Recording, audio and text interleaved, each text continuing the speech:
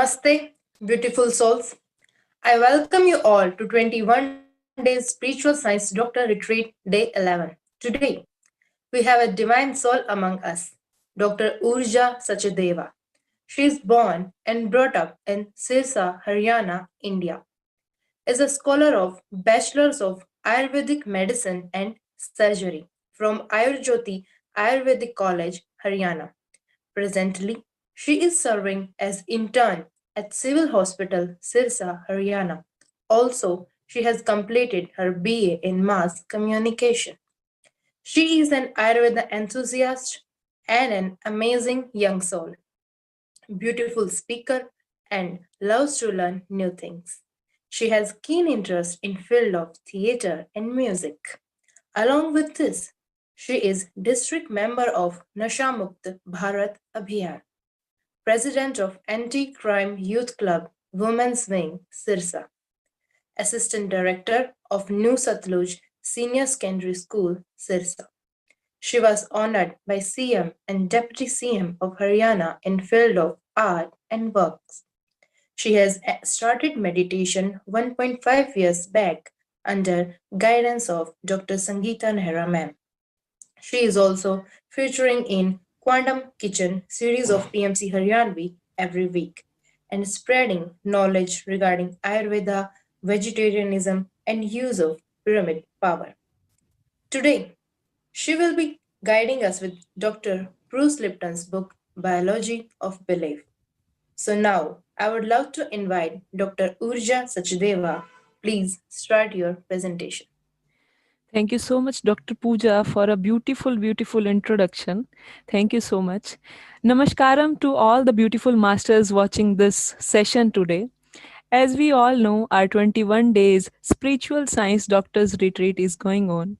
And as one of the speaker and one of the doctors, I pray to Almighty, Sarve Bhavantu Sukhina, Sarve Santu Niramaya, Sarve Bhadrani Pashyantu, Ma Kasyat Dukh Bhag Bhavet, which means may all the sentient beings be at peace, may no one suffer from illness, may all see what is auspicious, may no one suffer. So, ladies and gentlemen, I am Dr. Urja Sachdeva, a Bachelor of Ayurvedic Medicine and Surgery scholar, and today I am going to represent my book named Biology of Belief by Dr. Bruce H. Lipton. So I hope I will try my best to explain each and every concept and experiment given in the book and make it clear the concepts of the book to you. Thank you so much. And now I would like to share my screen.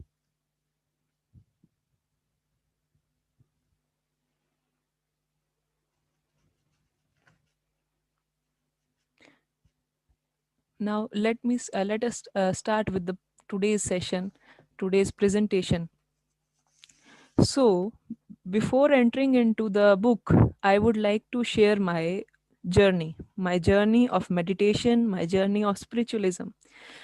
This instance lets me in a feeling of shock, happiness, and surprise all at the same time. It was one fine day when Dr. Sangeeta Nehra visited our college, and unfortunately, during that period of time, our summer vacations were going on. But our professors were present in the college, and they got the knowledge and wisdom of Dr. Sangeeta Nehra regarding Ayurveda, yoga, and meditation.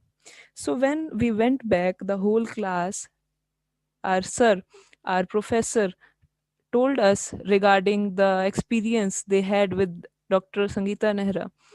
And I was, as a keen listener, I was so much excited to meet Sangeeta ma'am, but the question arised was how to meet ma'am.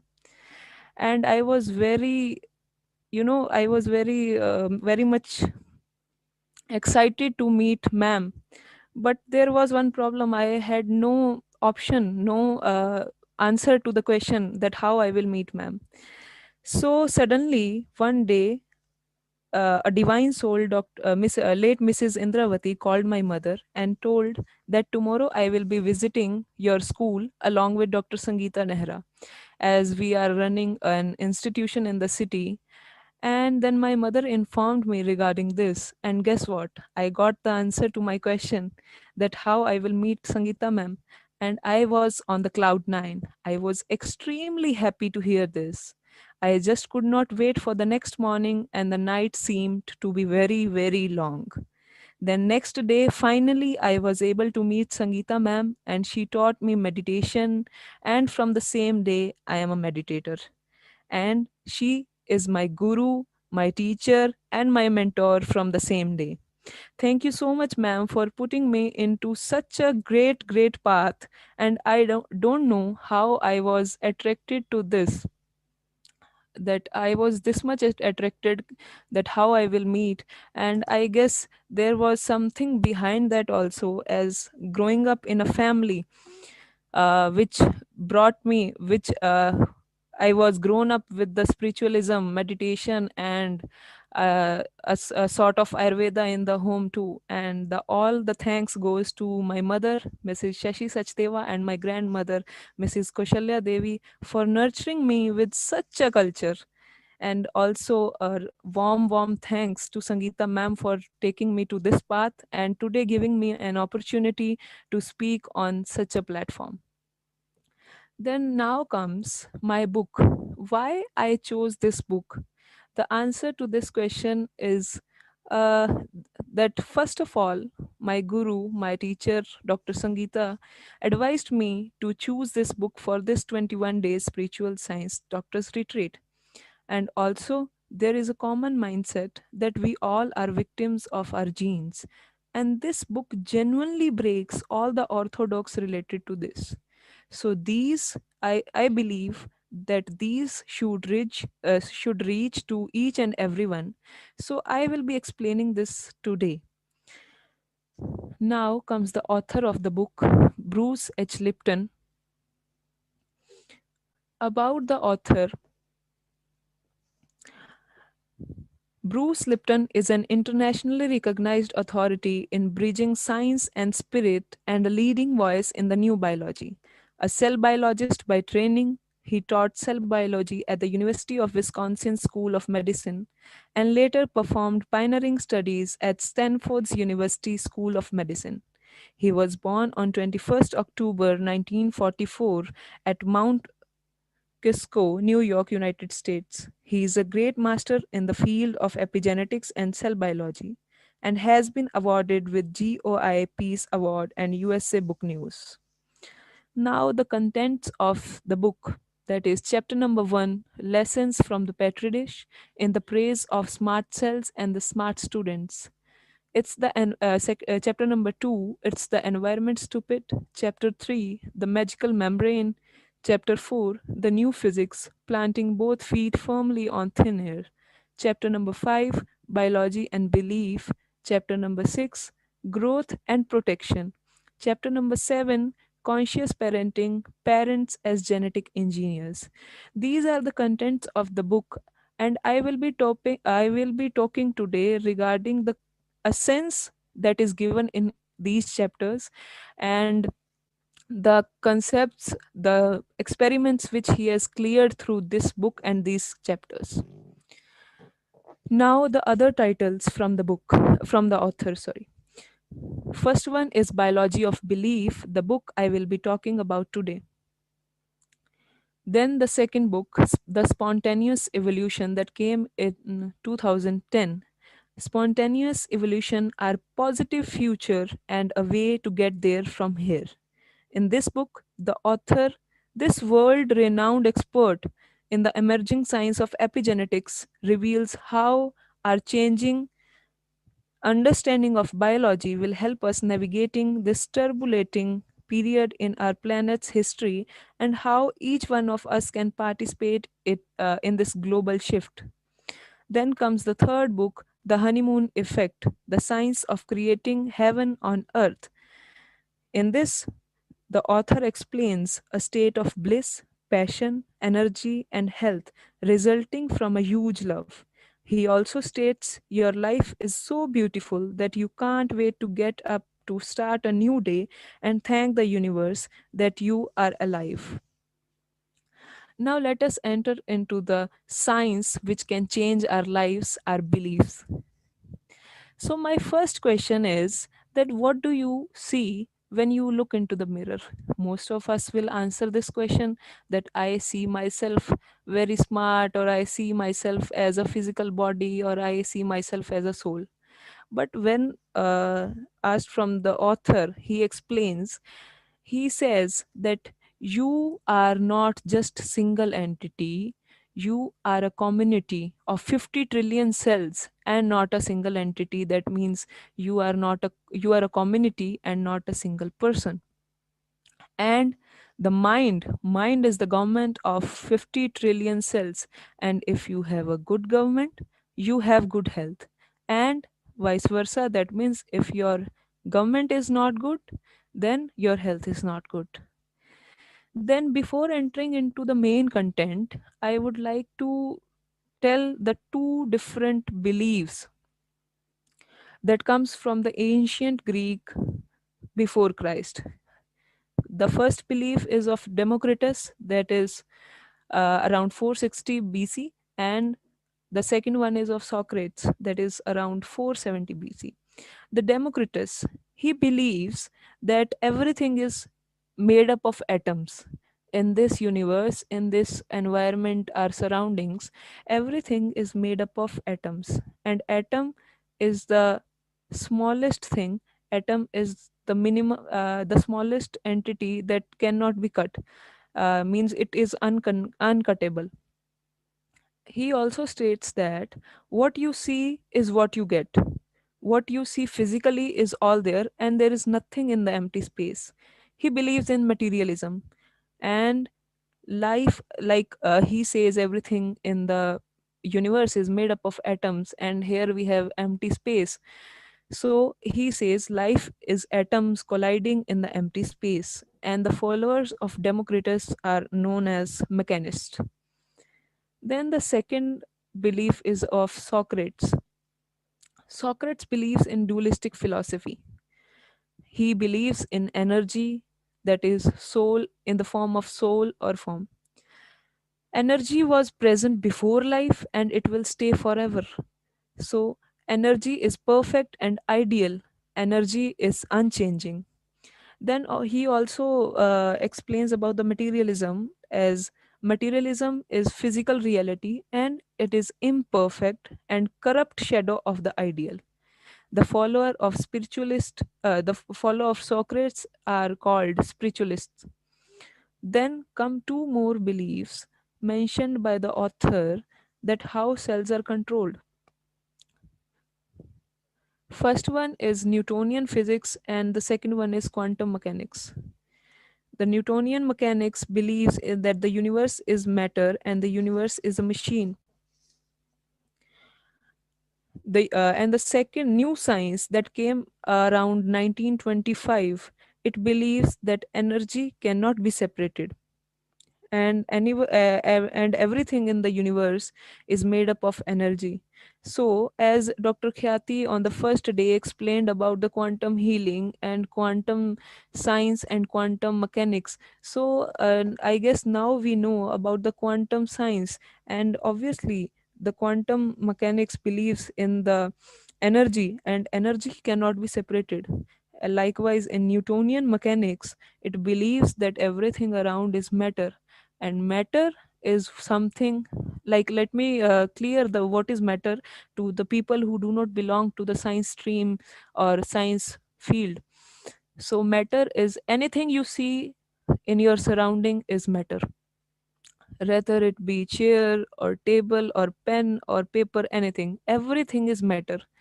And Newtonian mechanics believes in the matter, and you can take a section of the matter and you can study.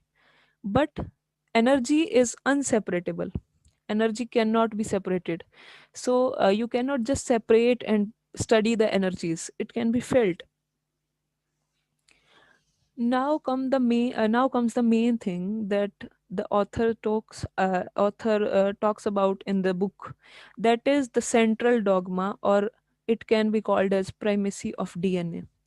That means that you are protein, We all are protein, and there is uniform there is unidirectional flow of information, that is from DNA to RNA and to protein, that is you, that is we all.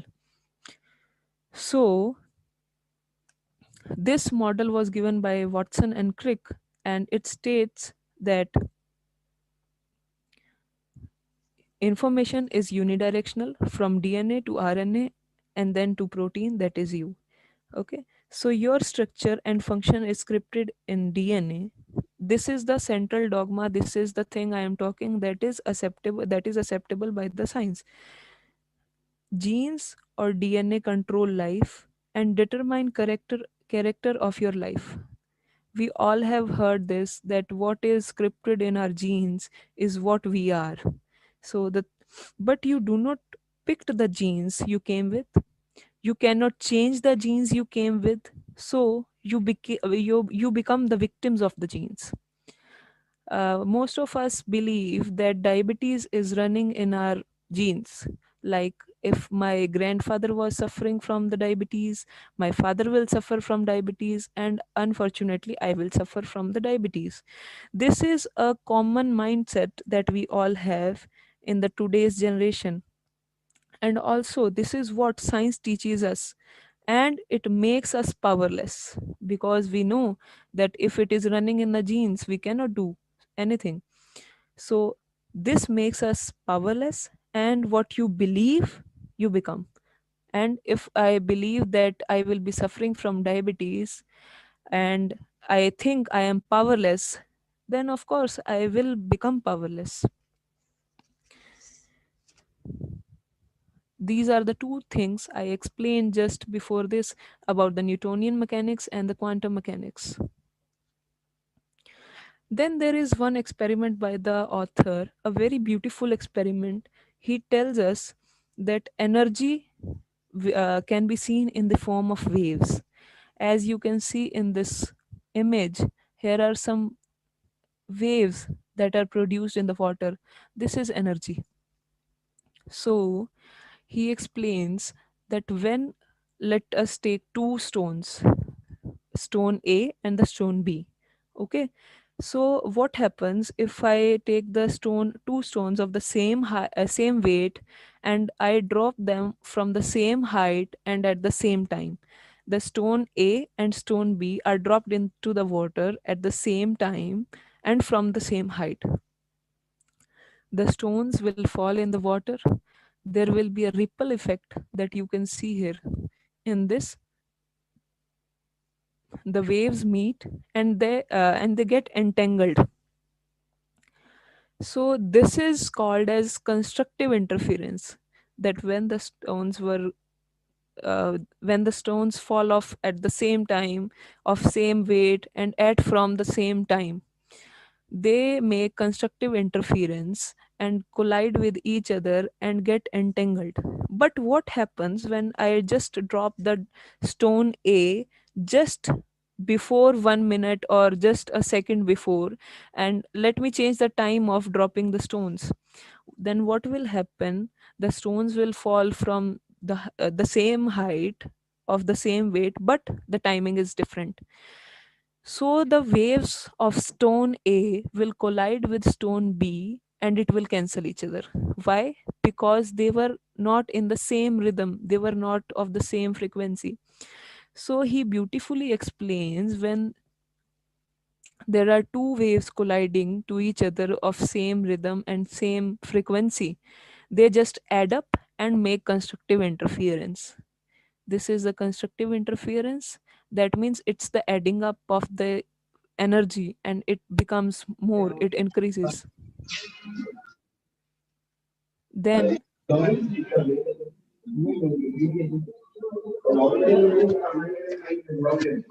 am I audible? Then the second thing I told about the destructive interference, that is the wave A and the wave B. When the stone was when the stone A was when the stone A fell off just a second or a minute earlier, then the rhythm, the frequency is not same, and when they collide, the frequency of each other, it cancels, and this is called destructive interference. And we all have experienced this in our actual lives, as constructive interference as good vibes and the destructive interference as bad vibes.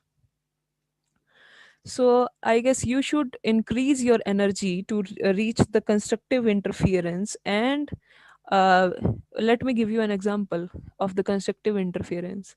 Like when you go to certain party or any function with your positive attitude, your good vibes, and you meet with the people of good vibes, so you feel more energetic there. This is the constructive interference, this is the good vibes. So I would like to say that you should increase your energy to reach the constructive interference. And so if in today's world we are hearing a lot of patients are suffering from cancer, and so if there is a cancer, instead of cutting it out with the incision from the scalpel, provide the positive energy to it, and it will automatically lead to cancer to go away. So how it is possible? Just meditate and increase your constructive interference, increase your good vibes, read good books, and it will automatically lead to a good vibes. Now, the main essence of the book, that is the secret of life. The secret of life I am talking about is not like the sky will open up and light will enter into us and anything like that. No, it's just a simple secret of life, and it will be beneficial when we apply this secret of life into our lives. So now we will be talking about how the cells works. Now you can see one image on the screen. It's a machine, a gearing machine. The gears are just moving with each other, and it makes the machine work. And this is similar to the proteins working in our body. There are approximately 150,000 proteins in the body. And let us assume the metallic thing we can see here, the gears we can see here, are proteins in the body. So, before explaining much about this, let me tell you that what actually this is a particular shape, but in the body, the proteins, each protein is of different size, different color, different shape. So what makes the shape different of each protein? Let us talk about this now. So there are 20 types of amino acids in our body, and as we have backbone in our body that gives us shape and we can move freely, so likewise amino acids have peptide bonds that keep them in that keeps it in the alignment, and it gives the shape, and at the last it forms protein. So proteins are simply amino acids bonded with the peptide bonds. Okay, so let us understand the proteins. As I have talked earlier, that the beads, like in this image you can see the small beads that are connected with the peptide bonds, and it ultimately forms the protein. So, as I have talked earlier, that the beads are the proteins, but that model is not perfect, as each protein in the body is of different shape and size. And in the earlier image, the beads were of same size and almost same shape, and just the color was different. So, let us assume these pipes in the image 1 are proteins. The pipes you can see here, first, second, and this one, third. In the image 1, the pipes which are given are the proteins in the body, and when they are connected, we have kind of two type of shapes we can get, that is shown in the image 2. that is A and the B. So let me ask one question: which one of these is more stable? I guess you would not be able to answer my question because I have just not told you about the charges on each of the side. On both the sides, you can see here is the negative charge, and also here is the negative charge. On both the ends there is a negative charge.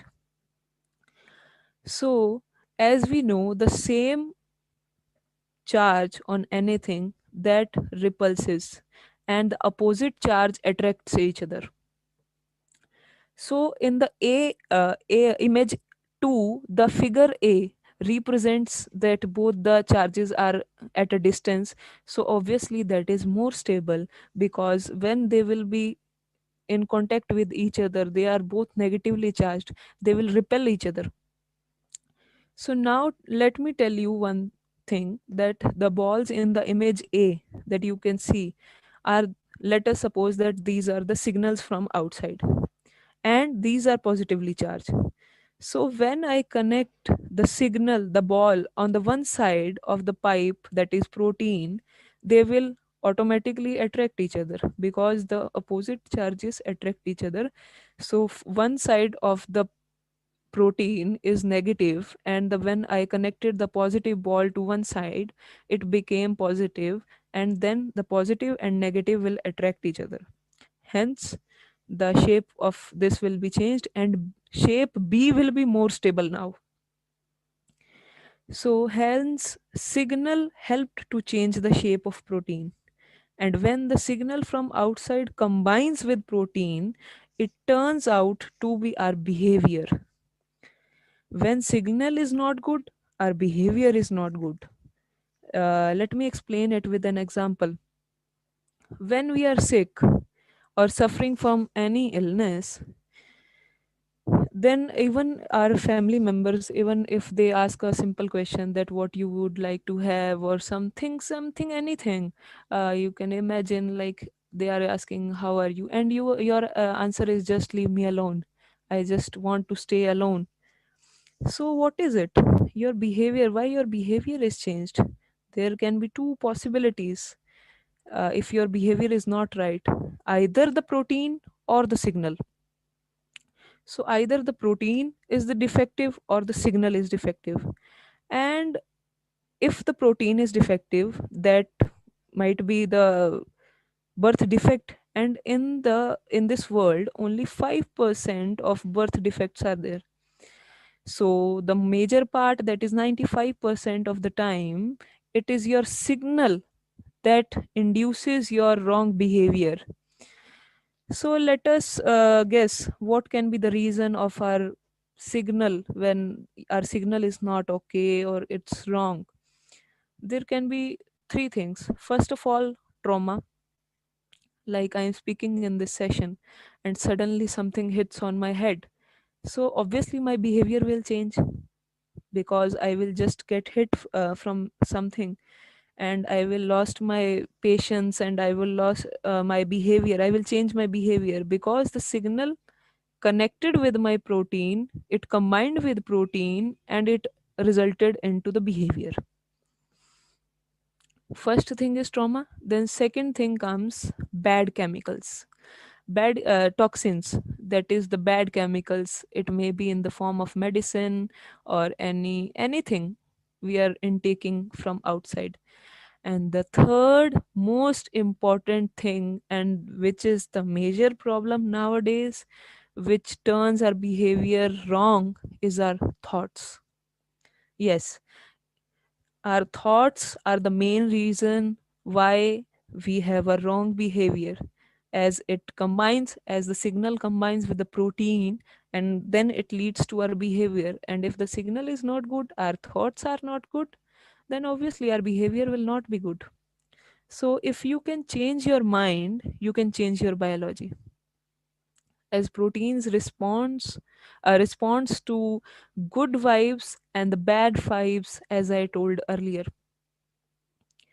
Now you are a protein and signal combines from the outside A signal combines from the outside, from the environment or the surrounding we are living in. That means the energy from the outside. Energy that controls your proteins, your body, is the vital force. So when signal combines with the protein, it makes it move. When the signal from the outside combines with the protein, it makes it move. That is our behavior. So now the brain is what controls the signal. So now I will be showing how brain of a cell works, because it's same mechanism how human brain uses to control our life. Actually, in this book, author tells about one phenomena that is called anthropomorphism, that is relating the human behavior to the cell behavior. And also he explains that there are 50 trillion cells in your body. If you understand one cell, you will understand the biology of whole body. And obviously now we can learn this, how signal is conducted, how it combines with protein and turns to be our behavior in a cell. And if we learn this, we can learn about our human mechanism too. So now the thoughts are controlled by the brain. So now where is the brain of the cell? It's the membrane. Like, it's the boundary of the cell, it's the cell membrane that is the brain of the cell. The signal from the outside, from the environment comes, like in the ppt, in the present, in this slide you can see the signal from the outside. It comes from the environment and then go through the membrane and combines with the protein and turns to be the behavior.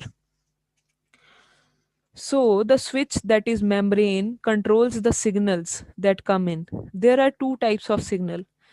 First of all, the signal, the primary signal that comes from here, that comes from the outside of the membrane. Suppose this is the primary signal, then it comes to the cell membrane, and then it turns to be secondary, and then it is sent to the protein, and then it combines and turns out to be our behavior.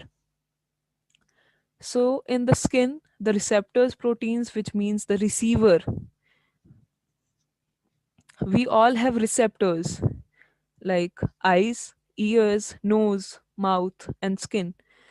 So these are the big receptors which are used to take the information from outside, and these receptors are built in the skin. The receptor has an antenna which binds with the signal. As in this slide you can see, this is receptor and here is an antenna to it. So the primary signal combines with it, this antenna. When signal combines with the protein, it moves. As we talked earlier, that whenever the signal is present and it combines with the protein, it moves. So when the receptor, the antenna takes the message, the signal, and then it combines with the processor protein. Here you can see, as I have talked earlier, that when it combines, it moves. So this processor protein will combine with this, and then it combines with the effector, and the effector affects and it sends the secondary signal to the cell, and it makes an effect. It changes our behavior, it makes the effect. So in this I am just talking about the biology of the cell and how your signals are changed. So if there is something, any query or anything, like you feel that this was not understood by me, so you may write it down and you may ask in the last of this session.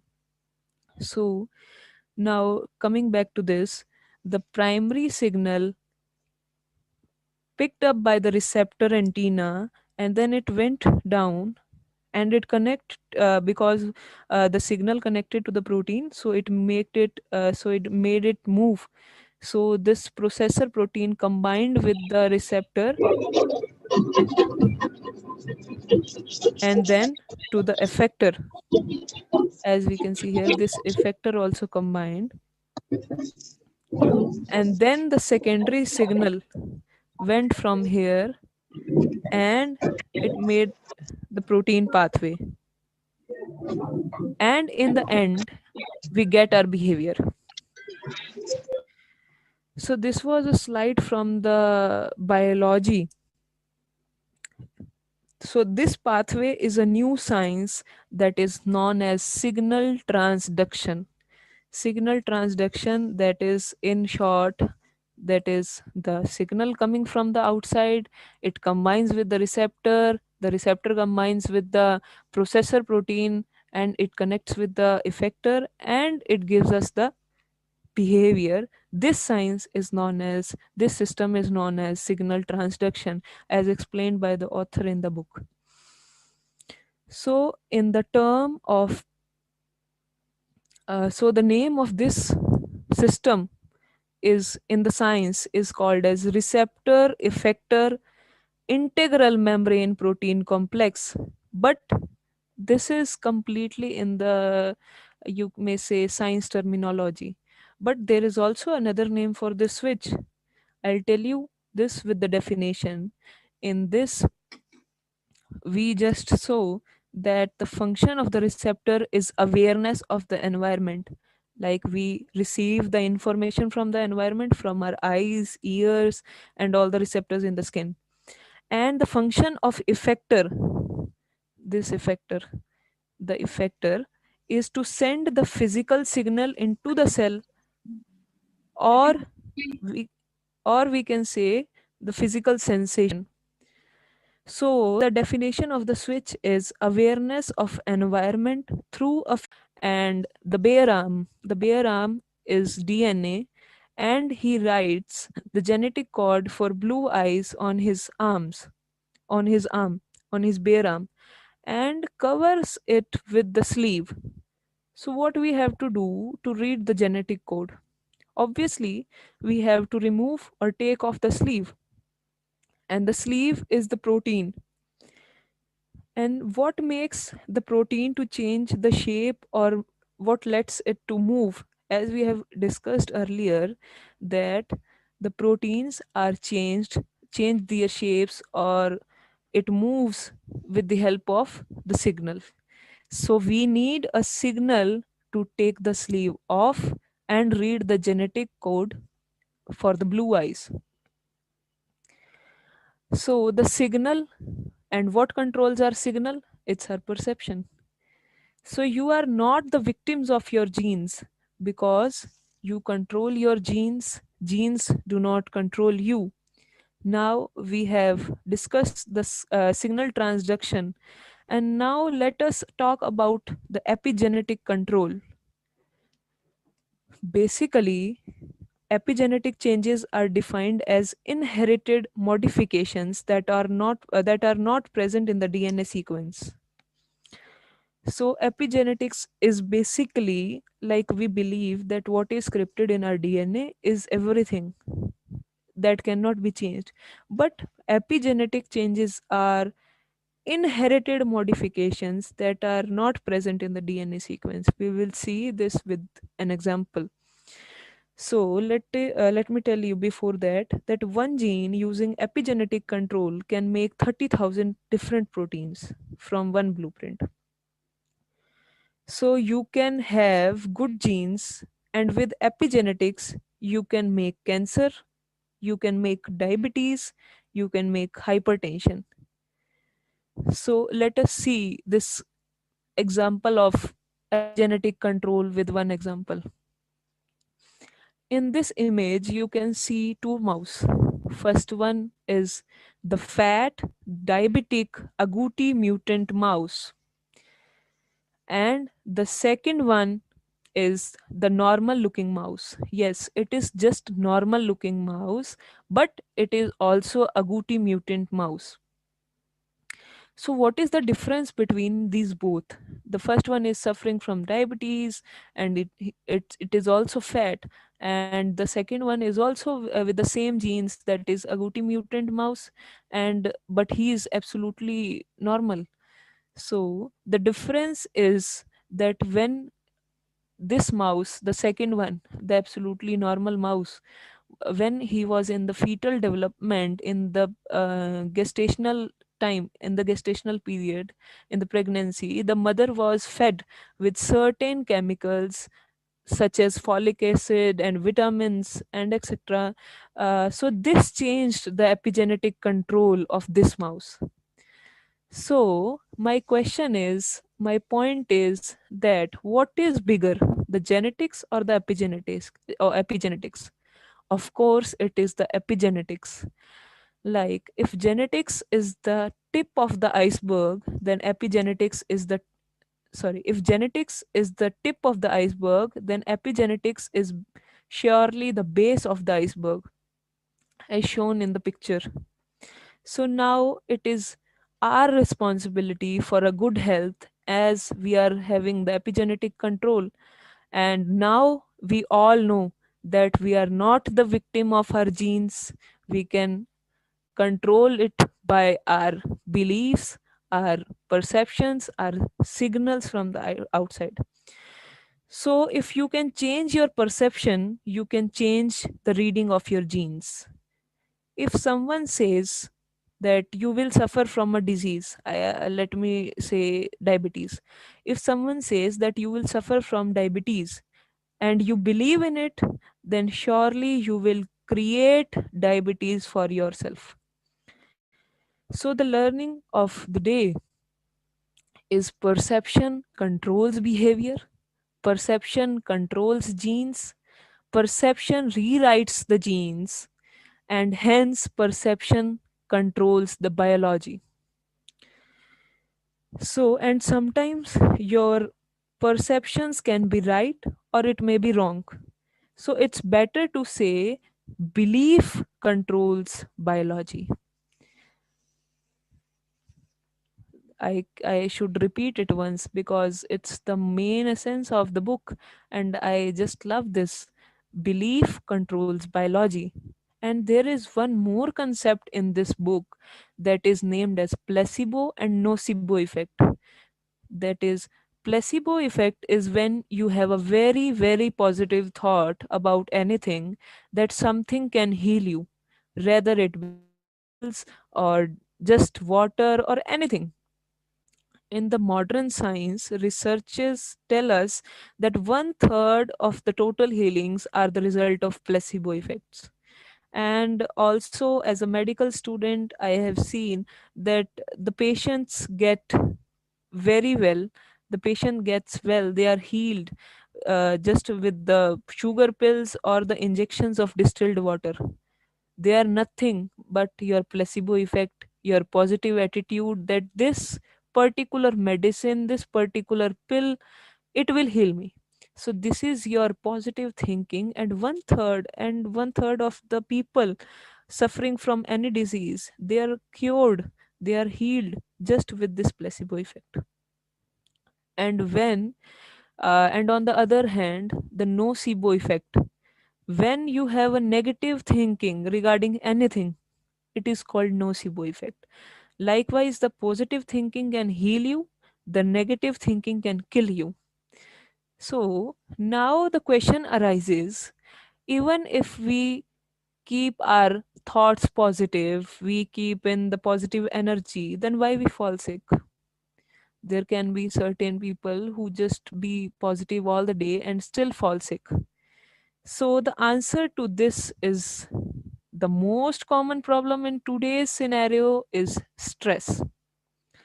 To explain this, the author made an experiment to explain that stress is the major factor and how it works in our body. The author made an experiment. He took two petri dishes. Just petri dishes are the like simple dishes used for experiments. So he took two petri dishes and kept a set of same cells in each of them. Then in first dish he kept nutrients, and in the second dish water, and left it for a certain period of time in the incubator. And when checked back after some time, he found the cells were attracted to the nutrients in the first dish, and the cells moved away from the toxins or we can say the negativity in the second petri dish. So when the cells think positive or growth, they are attracted to that, and so are the humans. And in the opposite case, sorry, I just didn't turn it on. Yes, as you can see in this slide, the cells were attracted to the nutrients, and the cells which were kept in the petri dish with the toxin were repelled from that. They moved away from that, and a mechanism that is of protection just started. So, a cell or a human can either grow at a time or it can protect itself at that time. There is the concept is not like that it can grow and protect at the same time. It can either grow or can protect. And when there is stress, like I told, that the main reason in the nowadays, in the today's scenario, is stress.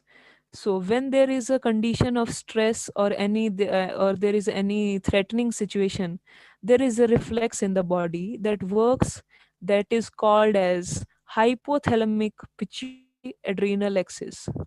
Hypothalamus is the part, sorry, this I just spoke this earlier, that the cells can either grow or they can protect. Same is the human behavior. It can either be attracted to the growth, or it can go towards the repulsion, that is the protection phase. So when just imagine when you get a love, when you get a feeling of love from your family, your friends, obviously you feel good and you grow. And when there is fear, you go into the stage of protection, you hide yourself or anything like that. So to grow, you have to just leave as you can see this scale. So you have to leave this section, and after leaving also, it doesn't works like that. If you are not feared of something, if you are not afraid of something, then you will grow. No, then you will be on this neutral, you will be on zero indifference. And if you want to grow, every human needs to be loved. That is the thing I am trying to say here.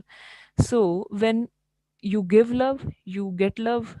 It's not like you have to love your just your family, your friends.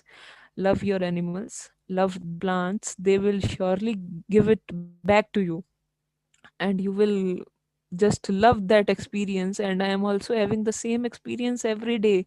I feel loved by the plants, by the animals. So now I was talking about the hypothalamic pituitary adrenal axis. Hypothalamus is the part of the brain that interprets the perception. And then the pituitary.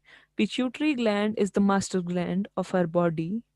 And when there is a stress condition or threatening situation, the pituitary gland sends the message to adrenal axis, adrenal gland that is present over our kidneys, and it sends the message to adrenal gland, and it releases the stress hormones, which puts the body into the condition of fight or flight. Obviously, if there is a stress condition or anything like threatening condition in front of you, so you would obviously either you will fight or you will run. So there is a condition that is called fight or flight. So this condition, the fight or flight, it puts the body, it leads the blood that is in your viscera to rush into the peripheries, that is hands and legs, to either fight or run. But before this condition, when there is a stress or anything, the blood is in your viscera, that is in the central part. This and this leads to growth. It helps in the growth of the body. And as I said earlier, the cells and humans can either grow or they can protect at particular time. And when they will protect themselves, they cannot grow. So when there is stress, when there is stress, the body will either obviously it will protect you and it will not grow. So this is the main reason nowadays that the growth, the mental growth, or we are almost in the stress for hours and hours, and I don't think so that I guess 90% of people are nowadays in the stress. So in the ending, concluding today's session, I would like to say that do not stress, keep your thoughts positive. Belief is the thing that controls your biology. You are not the victim of your genes. Be happy and let us just spread love and make a new planet. Let us keep humanity alive and let us all love our plants, our animals, and let us make a new planet. Thank you so much. And with this, I would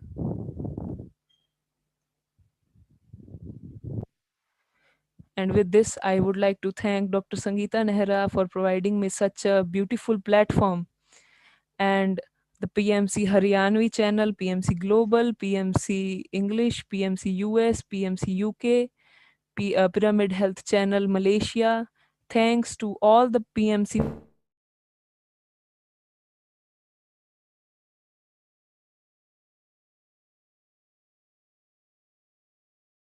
And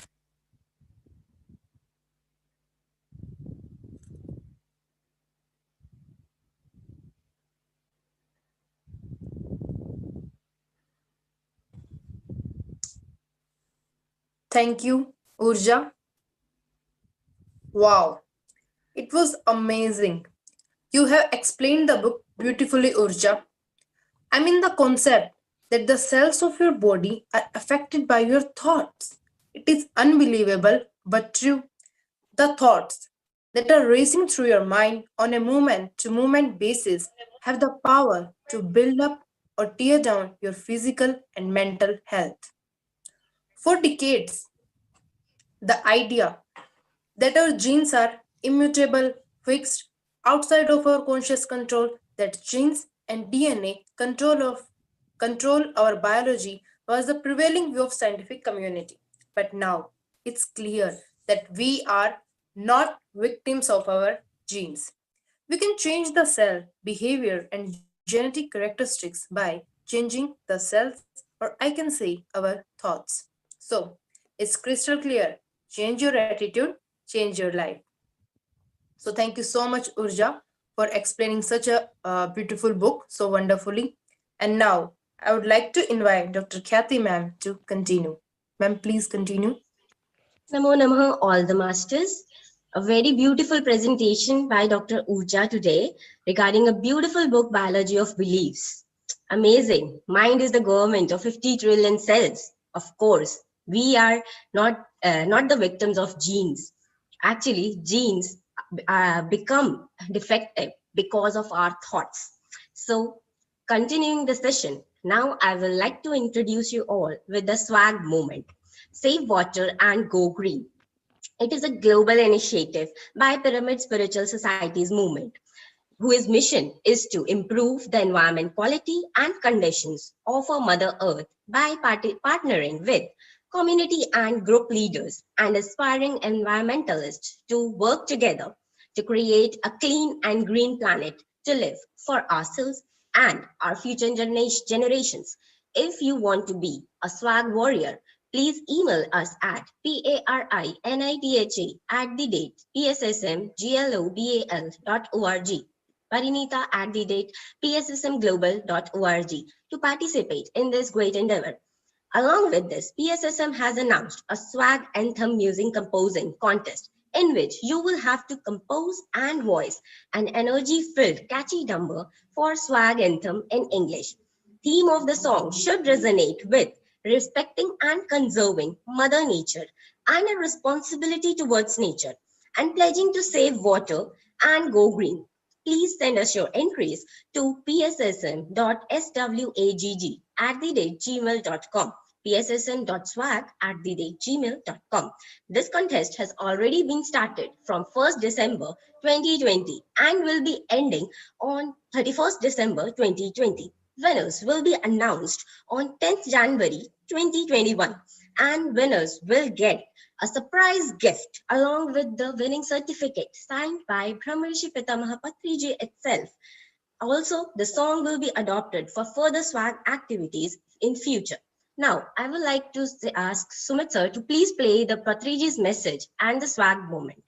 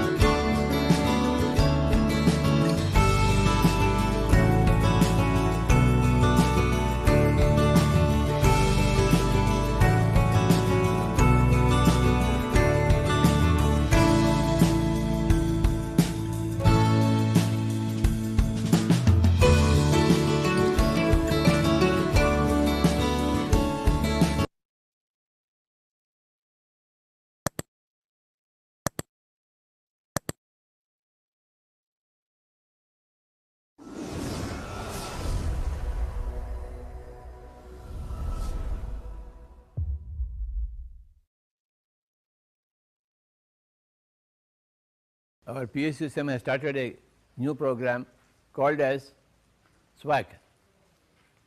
It means save water and go green. S for save, W for water, G for go, and another G for green. Save water and go green, my dear friends. We should not waste water. We should always be very, very careful in conserving our water resources. Let us not waste a drop of water. Every drop of water should be utilized properly. Every drop of water should be used for in the best possible way. If you are wasting water, then you are contributing to the poverty of the nation. If you are conserving water, every drop of water, you are conserving the nature and you are making the nature prosper. We have to conserve water. Whenever you are seeing an open tap, please close it. Let not the water go waste. This is called as save water. And then go green. Plant trees. Everybody should plant trees. That is the most important activity for a man, for a human being, to plant trees. We want a very green planet, not a dry planet. And for plants, water is required. If there is no water, there is no greenery, there are no plants. These are the two important activities for a human being. You have to save water and you must see that everything is green. You must plant trees. While we are enjoying the trees planted by others, we should also plant trees. Everybody is forgetting this point and they are not planting trees at all. Why can't you plant trees? Why are you not aware of that fact, that you must plant trees every day? And always, every minute you must be aware of wasting water, and you must never waste water. Water is a very, very precious commodity. It is a divine commodity. And if you plant a tree, plant a seed, sow a seed, you are making it green. So, this is the movement called as swag. It means save water and go green. I like everybody to say save water, and go green. Please repeat. Save water and go green. Again. Save water and go green. Swag. What is swag? Save water and go green. Again. Save water and go green. Again. Save water and go green. Like this. Save water and go green. How many points? 2 points. What are the 2 points? Save water and go green. How many points? 2 points. What are those points? Save water and go green. Ellarigu namaskara.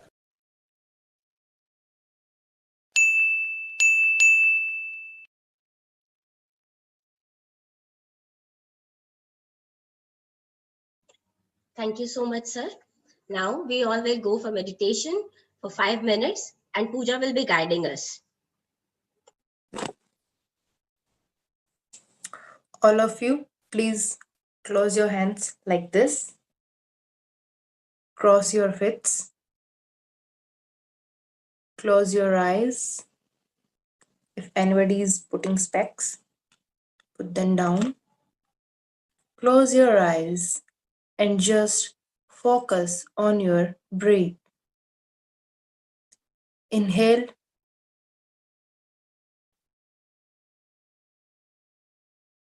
Exhale. Inhale.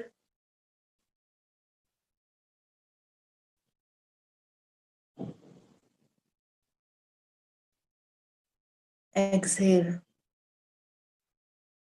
Don't open your eyes.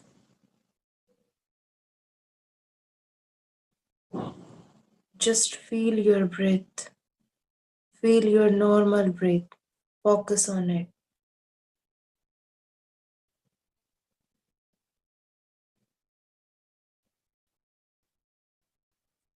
Set yourself free.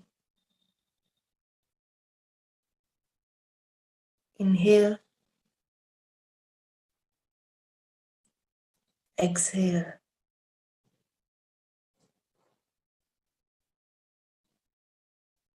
Inhale positivity, love, kindness, compassion. And exhale all your negative emotions, anger, everything, all the negative thoughts. Just exhale them. Inhale.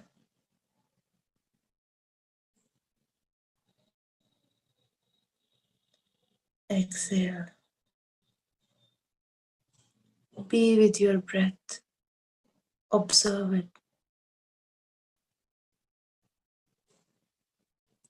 Don't open your eyes. Inhale.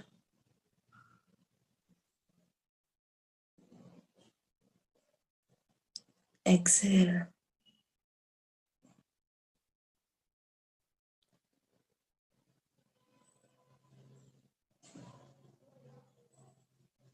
Your breath is your God. Just be with it. Feel it.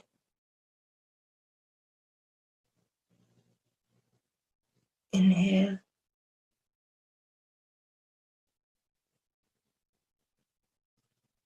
Exhale.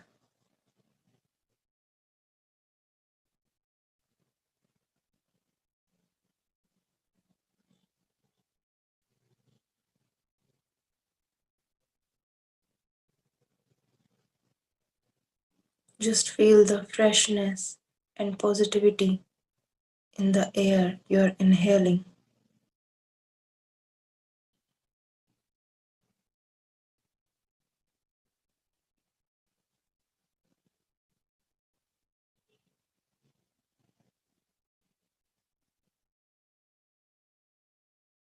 Just be with your breath, oh beautiful souls.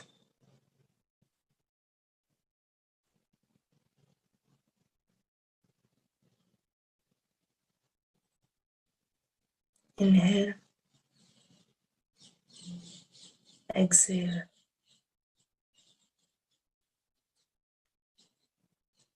Now, without opening your eyes, rub your both hands together.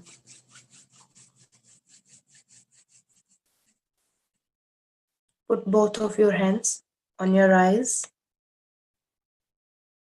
and slowly and gently open your eyes.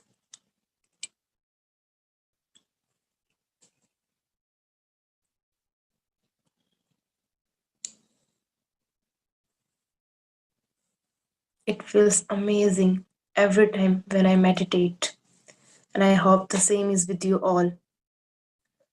So, thanks to all masters and PMC Global, PMC UK, PMC USA, PMC English, PMC Maharashtra, and Pyramid Health Channel Malaysia for giving us this opportunity. We will meet again tomorrow with a new book with a new master.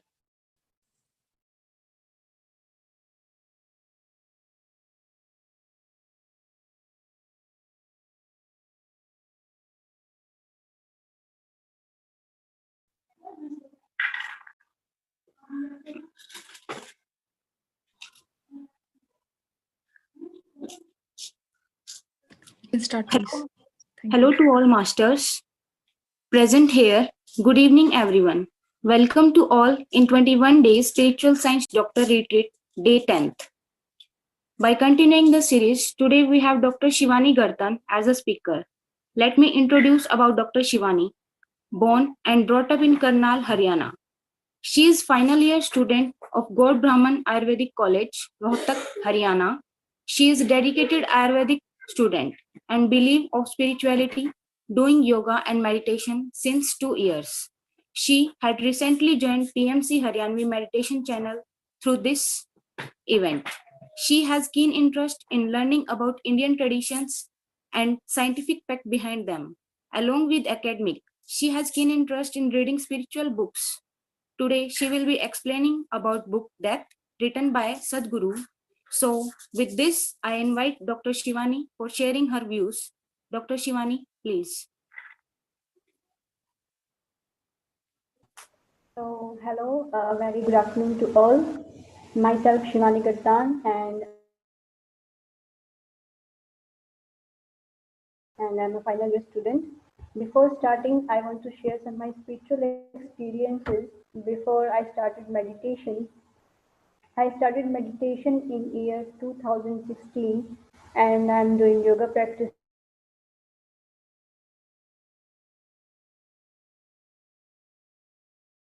very unbalanced life, and my concentration power is like all gone. So after that, I come in contact with some of my teachers and my colleagues who told me about their meditation experiences and about she influenced my life so much that I also went to Mohali to the seminar and like yoga nidra and all, and some inspirational videos. Recently, I have joined their PMC Haryanvi channel, and I started after doing meditation. I started waking up at 4 a.m. and my whole day passes with full of energy and joy. And I started learning myself more after that, and what I'm going to do with my life. So all these experiences change a whole perspective of life. So this is all about that, and now I'm going to share about my book. So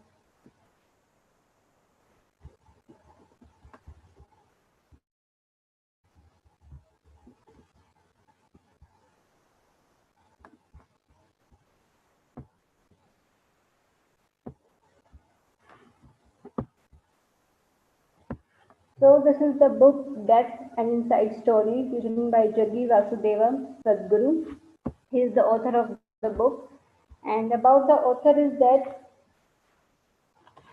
he is a yogi, mystic, and a visionary. Shivani, your slide is not visible. Yeah, ma'am. Is it visible, ma'am? Hello?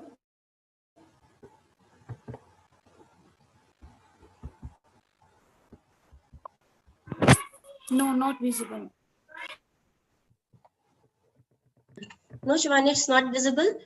Please try again sharing your screen.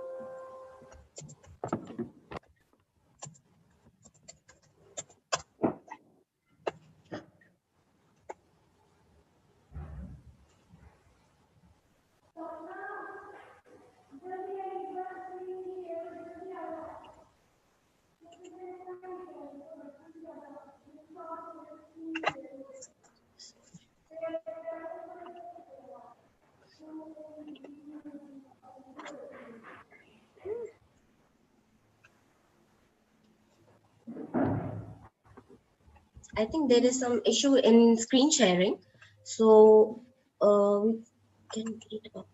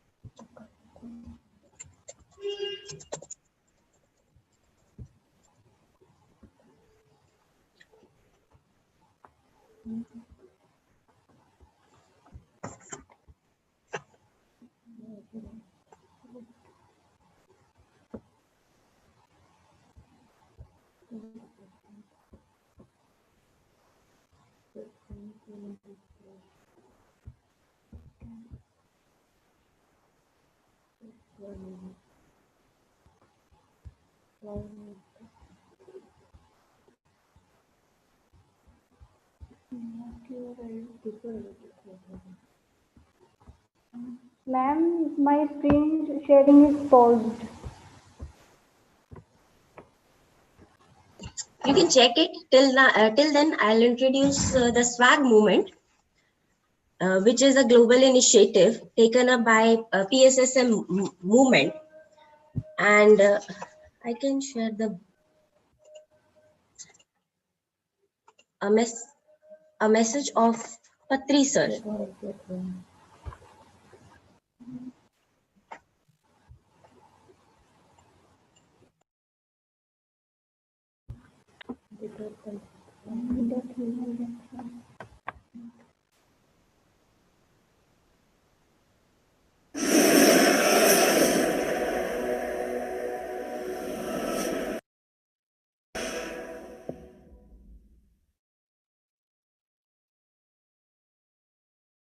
Our PSSM has started a new program called as SWAG.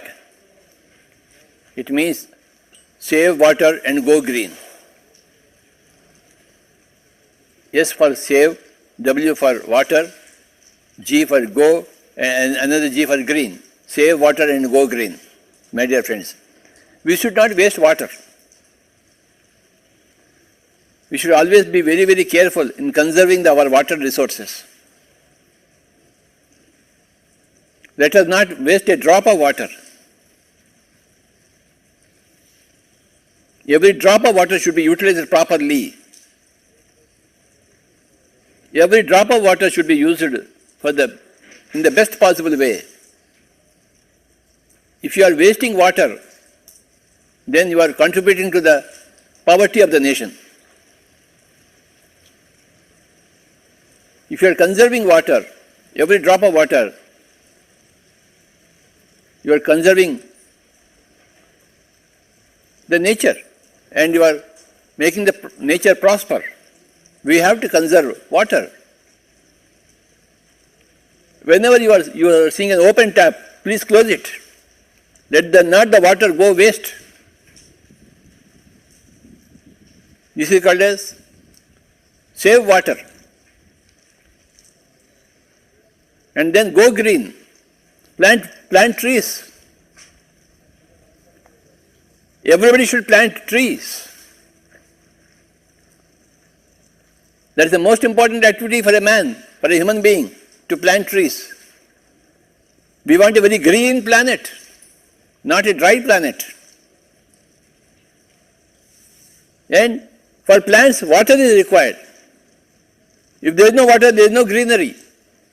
There are no plants. These are the two important activities for a human being. You have to save water and you must see that everything is green. You must plant trees. While we are enjoying the trees planted by others, we should also plant trees. Everybody is forgetting this point and they are not planting trees at all. Why can't you plant trees? Why are you not aware of that fact? That you must plant trees every day. And always, every minute you must be aware of wasting water. And you must never waste water. Water is a very, very precious commodity. It's a divine commodity. And if you plant a tree, plant a seed, sow a seed, you are making it green. So this is the movement called as swag. It means save water and go green. I like everybody to say, save water, and go green. Please repeat. Save water and go green. Again. Save water and go green. Swag. What is swag? Save water and go green. Again. Save water and go green. Again. Save water and go green. Like this. Save water and go green. How many points? 2.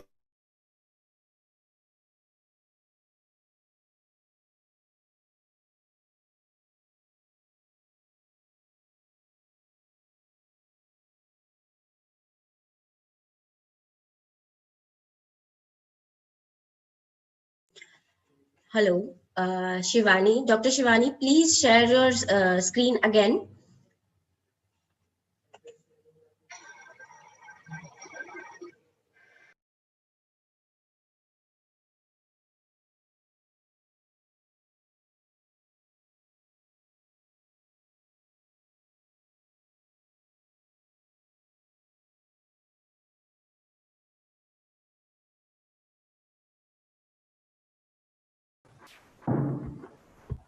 Ma'am तो phone करना पड़ेगा पूछ रहे थे ma'am से कुछ और के Okay. यहाँ के खोल रहे थे यहाँ के खोल रहे थे रहने लगा इसके पहले ma'am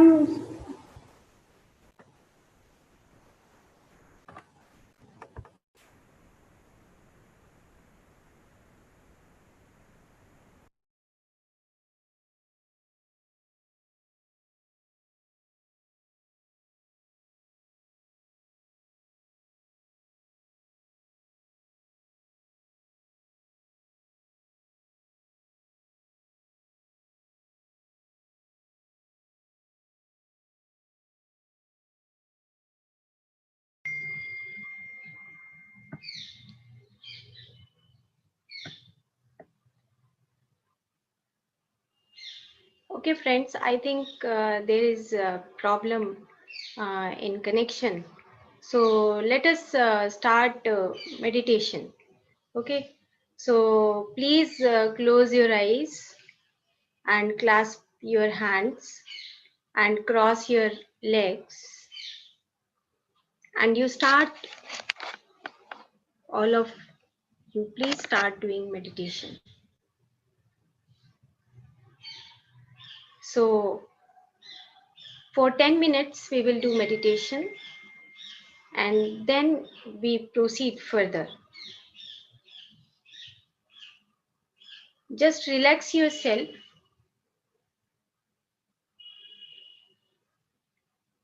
and start observing your breathing. When you close your eyes, you save 80% energy which we waste outside. So, closing eyes means the saving of our energy.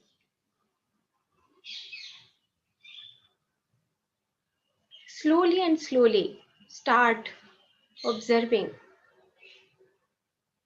your breathing. Normal, natural, tender, soft, tranquil breath. The breath is our lifeline.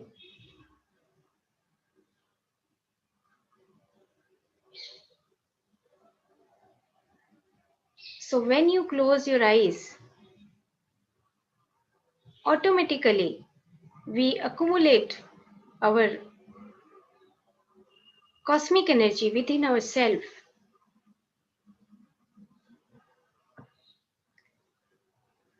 and we start activating our all subtle channels within the body. The consciousness reaches in each and every place, in each and every cell in our body. So just observe your breathing. Breathe in and breathe out. When we start our breathing, to observe at the same moment, we come to our close with our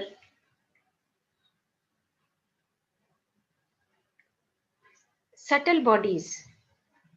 The subtle bodies are our vital body, mental body, causal body, supracausal body, cosmic body, and nirvanic body. So the meditation is a tool through which we can purify our all subtle bodies.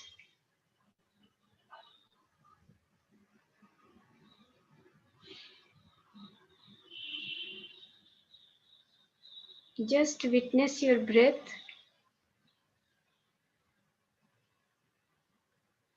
No mantra, no tantra, no remembering of any family members, and just be with your breath.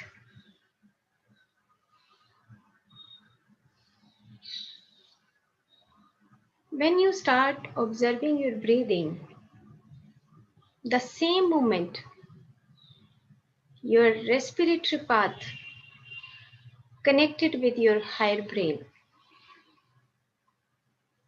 and automatically your respiratory pathway changes the flow of energy, and it reaches in the subtle areas in our all bodies.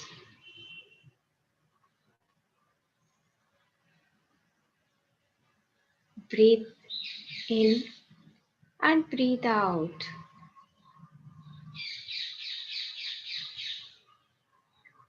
When you breathe in and breathe out, this breathing is the bridge between your physical body and the mental body and the supramental body and the causal and the other subtle bodies.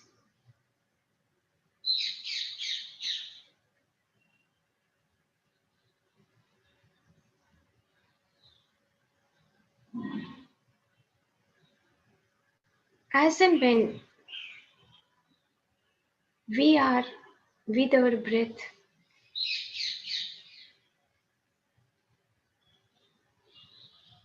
We feel our all vital movements in our body. The thoughts are listened and we feel the emptiness of our mind. The mind with emptiness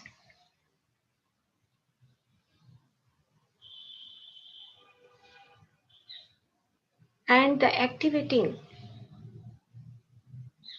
our third eye, the Divya Chakshu, and continuous practice of meditation, we can become a clairvoyant. We can understand the whole cosmic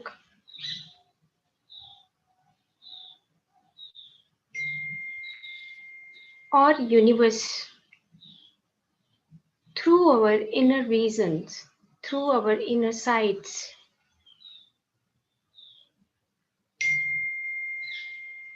We can understand the whole universe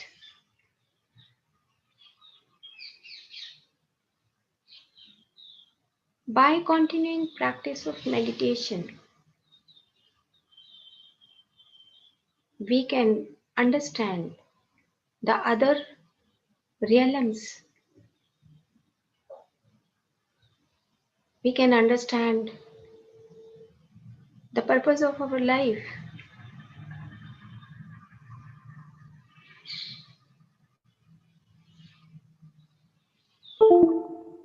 This is the when we breathe in and breathe out. We can remove our all issues of our life, whether it is disease, whether the pains, whether the sufferings, each and every issue we can solve through meditation.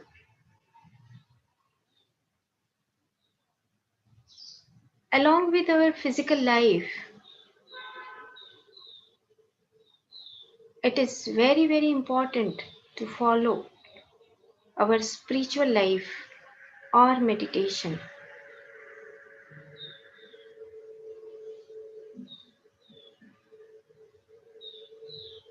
Breathe in and breathe out. And you just feel within the ocean of consciousness, the flow of consciousness.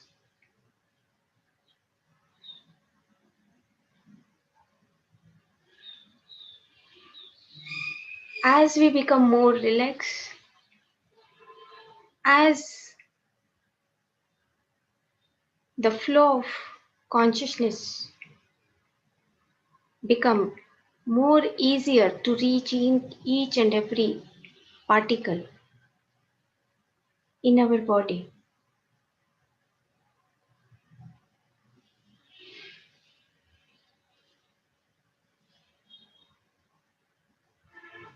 We can remove our all sufferings, illnesses, diseases. We can understand more about our karmas.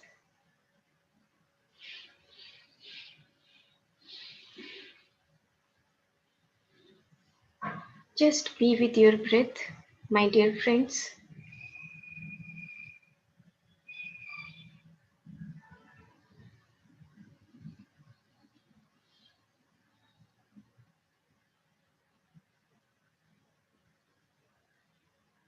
Through meditation,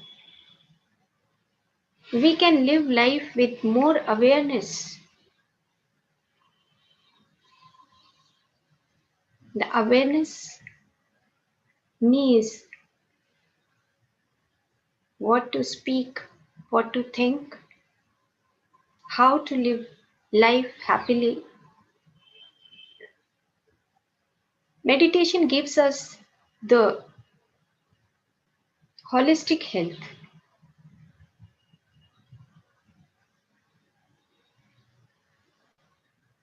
Means the wholeness. It activates our inner hidden dimensions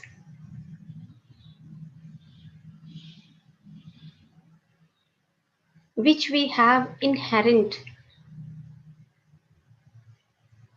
as we keep in our soul.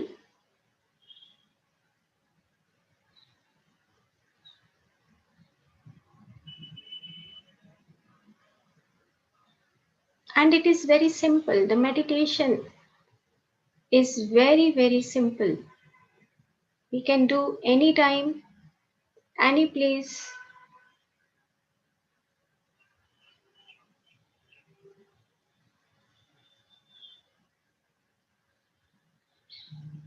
The first and the last stage of meditation is just be with your breath. No any stages in the meditation. But Caesar always says that you just be with your breath and you will be cured with all your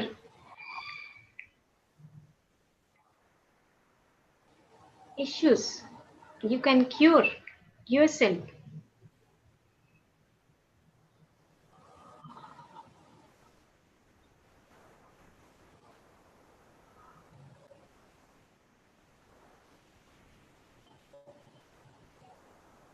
Last 2 minutes.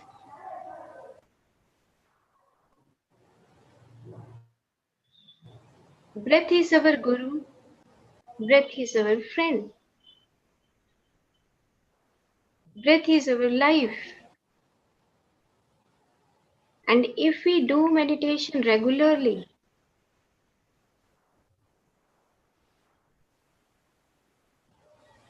we can achieve what we have planned in this life. We can get external and internal enlightenment automatically through meditation.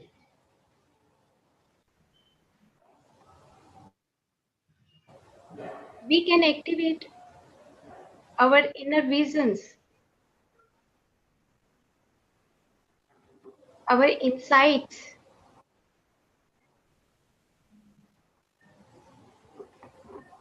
Last minute.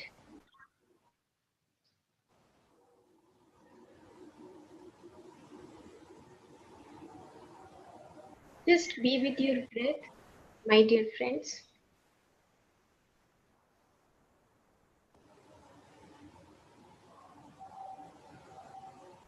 Breathe in and breathe out.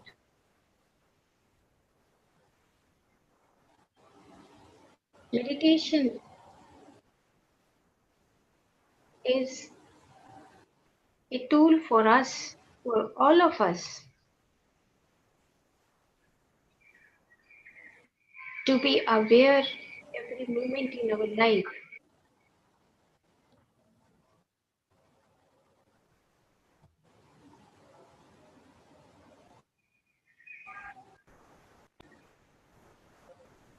Meditation tells us that we are actually the beautiful, eternal specks of consciousness. We are not the physical bodies.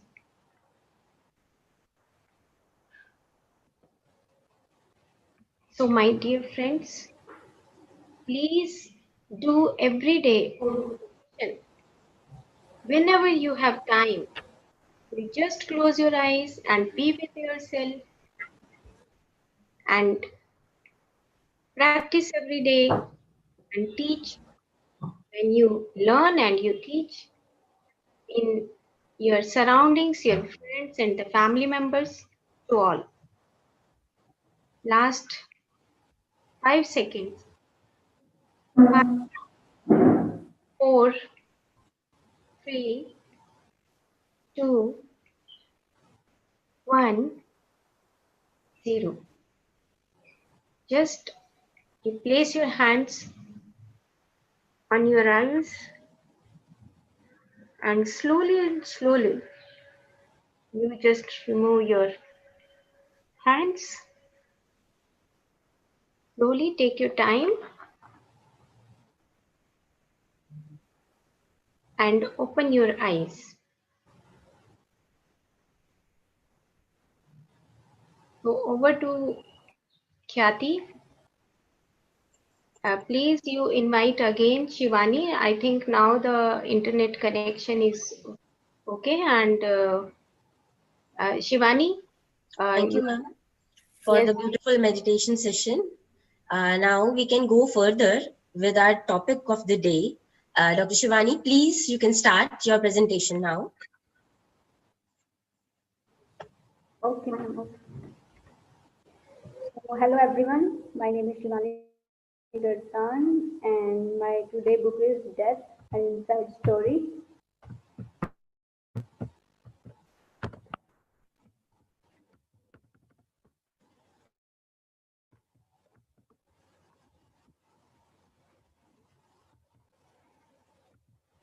So about the author is, so Sadhguruji is a yogi, mystic and visionary. Sadhguru is a spiritual master with a difference. Absolute clarity of perception placed him in a unique place, not only in matters of spiritual, but in business, environmental and international affairs, and opens a new door on all that he touches.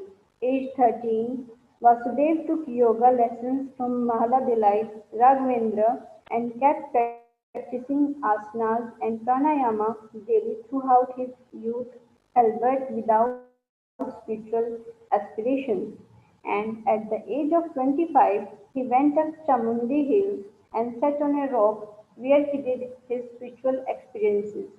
In 1983, he taught his first yoga class with 7 participants in Mysore. Over time, he began conducting yoga classes over Karnataka and Hyderabad. Vasudev received the Padma Vibhushan, the second highest civilian award from Government of India. So, some lesser known facts about Sadhguru, that he is the founder of Isha Foundation that offer yoga programs all over the world. He is actively involved in social outreach, environmental initiatives, and educational programs. For his contribution towards spirituality, the Indian government confirmed him the Padma Vibhushan, and he claims to have spiritual experiences on 23rd September 1982 while sitting on a rock at Chamundi Hills. Gradually, his yoga classes became so popular that over 15,000 participants began to attend them. He used to donate collections given by his yoga students to some local charity at the end of his class. So, Isha Yoga Center, located on the foothill of Velangiri mountain, Coimbatore, Tamil Nadu. It is a non-profit human service organization and established in 1992. Its social initiatives has been awarded with the Rashtriya Khel Protsahan Puraskar. Yoga programs. The flagship program entitled Inner Engineering, which introduced people to simple yoga practices, and the Sambhavi Mahamudra for mental well-being. So here is a powerful and unique energy form created by Sadhguru from the essence of yogic science situated at the Isha Yoga Center, the Dhyanalinga. Dhyanalinga is a meditative space that does not subscribe to any particular faith or belief system. It is consecrated sculpture stone standing 4.3 meters tall. A special feature of the Dhyanlinga complex are the Tirath Kundas, consecrated subterranean water bodies energized by Raslinga. A dip in these vibrant pools significantly enhance one's spiritual activity and is good preparation to revive the grace of the Dhyana Linga. Adjacent to Dhyana Linga near the Isha Yoga Center is the Linga Bhairavi. It is an exuberant expression of the divine feminine fierce and compassionate at once. Representing the creative and nurturing aspect of the universe, the Devi allows devotees to go through life effortlessly. A variety of rituals and offerings are available from one to connect with Devi's outpouring rays. So, inner engineering, designed by Sadhguru, is offered as an intensive program for personal growth. The program and its environment establish the possibility to explore the higher dimensions of life and offer tools to re-engineering oneself through the inner science of yoga. Isha Kriya. What do you mean by Isha Kriya? The word Kriya literally means internal actions, while the Isha refers to that which is the source of creations. The purpose of Isha Kriya is to help an individual get in touch with the source of one's existence in order to create life according to one's wish and vision. So here are some events performed by Sadhguru. Vasudev regularly conducts gathering Mahasatsang in Indian states of Tamil Nadu and Karnataka. Every year at the Isha Yoga Center, Vasudev celebrates an all-night Mahashivratri, the annual Hindu festival in honor of Shiva. Here are some books written by Sadhguru like Adi Yogi, The Source of Yoga, and Life and Death, Mind is Your Business, Joy, Relationship and Emotions. In book Inner Engineering, the book is intended to be a spiritual guide with practice for personal growth and also a look at the author's own spiritual journey. In this, Sadhguru gives a guarantee to the reader, do the right things and right thing sure happens to you. In the book Adi Yogi, in this Shiva is presented a primeval emptiness existing from the beginning of the creation, and as an Adi Yogi who walked the earth and mastered the art of liberation through yoga. In book Relationships and Emotions, the book are for those who want to live their life free from the tyranny of emotions which make and break our relationships. In introduction, he talks about how easily bond can become bondages. So, about the book Death. This book is for all those who shall die. This is not for those who think they are immortal. Death is a word whose mere utterance can hush us. It is a brief occurrence at the end of long life. The book tells us about the process of death, the panch pranas, quality of death, and preparation of a good death. Life and death exist at the same time and are no different and thus cannot be understood separately. Sadhguru talks about the importance of last moment of life and helping suffering people die. He also talks about why are after death rituals needed. At last, he talks about life after death, the life of a ghost or they exist or not. The objective of the book is also to help one achieve a good death. So this is all about the book. And here is the index of the book, Death Blow and Introduction.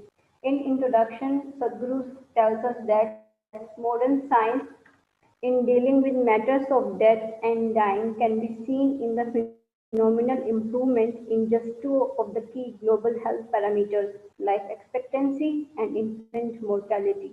Death, especially in the more advanced countries, is no longer looked at a natural phenomena but as a medical condition with even ordinary life events and conditions being treated as risk and disease. Book is divided into three parts. Part 1 is life and death in one breath. So Sadhguru described the essential mechanism of life and death using several approaches. He described the yogic understanding and further simplifies this using the example of the soap bubble. He also talks about the different kind of death and what choices we have in death. He concludes the first part by describing the highest form of death, the dissolution of the self, which is the goal of all spiritual seekers. Part 2 is the gracefulness of death. Become me. Sadhguru clarifies what a good death is and what preparation we can make for it. He explains what assistance one can provide in such situations and the difference that can make for the dying person. He also shares some precious insights into grief and how we can deal with in a meaningful manner. In the third part, life after death, the dark one. And life after death, Sadhguru offers us insight into this much misunderstood and malignant aspect of life. Here, Sadhguru talks about ghosts and spirits, their origin and their lives, what they can and cannot do to us, and how we can protect ourselves. He also talks about the process of reincarnations, what passes on from one birth to another, and what is lost. Tools offered by Sadhguru and his presence in our midst can help us make our own death more graceful and spiritually significant. So, what is death? Each moment that is happening in us at the organ and cellular level. If you are aware, you will see both life and death are happening very moment. Death is of mortal nature. When you are young, you think you are immortal. Slowly, as you get older, at least your body definitely reminds you that you are mortal. One who understood their mortal nature, they cannot take anything for granted. They will live purposely. Only people who believe they are immortal can fight and fight to death. Traditionally, every yogi started spiritual pursuit in the cremation ground. So, what is the importance of cremation grounds? Cremation grounds, even Gautama Buddha made it compulsory for his monks to start spiritual practices in these grounds and just watching the corpse burning. Living in the comfort of your house, it is very easy to think you are immortal. But when a body is burning in front of your eyes, it is not very difficult to see that this could be you tomorrow. Many things that you have imagined about yourself will get burned in the cremation ground. If you sit there and keep watching what happens when your very body receives the fragility of its existence, there is very profound relief and acceptance, and once there is deep acceptance of death, the life will happen to you in enormous proportion. It is only because you tried to keep death away, life has also stayed away from you. So there is importance of starting spiritual pursuit in the cremation ground, and death, just like life, is yet another dimension of the creation, possessing tremendous possibilities. And it is just that since it's not that visible or experienced or discussed, majorly because of the negativity related to it, it is mourned. So next is exploring death. Is death a fiction or not? Here the author tells us a story that one of his friend had died and he wanted to know where she could have gone and what happens after death. So he found a bottle of cardinal sodium, and it is a kind of barbiturate that put you to sleep, and he popped all the 98 pills, just went to sleep. But after 3 days he found himself on hospital bed. Nothing happened to him. So death is a fiction created by ignorant people. Death is the creation of unaware, because if you are aware, it is life and life alone, moving from one dimension of existence to another. So stop inviting death. If you avoiding death is avoiding life, dodging life is inviting death. Let everything happens to you. Have you came here to avoid life or to experience it? So it is only life which must be constantly framed up. There is no need to invite or practice death, because death does not need your support. For most people, if life becomes unpleasant or burdensome, they knowingly or unknowingly they start dodging life. Once you start dodging life, you are invariably inviting death. Let new things happen to you. If you create this kind of nothing should happen to me situation with yourself, you become stagnant, and stagnation is death.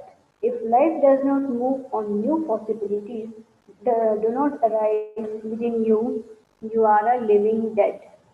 So stop inviting death by dodging life. Is that a calamity? What that's a calamity? People think death is a tragedy. It is not so. That is the end of whatever problem we are experiencing in life. So life needs a certain amount of tension to keep it going. But in death, there is relaxation. In fact, death is the highest form of relaxation. Whenever tension builds up in you, the natural mechanism in the body want to exhale. That is what we call a shy. If you observe people around you, you will see that for almost 99% of the people, their exhalation is never complete. Their mind has rejected death, so their exhalation will not happen totally. They will inhale, but exhalation does not happen totally. This is one of the reasons why over some time you build up so much tension within the system that is reaching a breaking point, both mentally and physiologically. The greatest calamity of the human mind is that it is against death. The moment you reject death, you also reject life. You think life is right and death is wrong. It is not so. Death is the endless possibility. So, if you want to live a full life, you should look at your mortal nature every day. So, next is bubble of life and death. What you are calling as life right now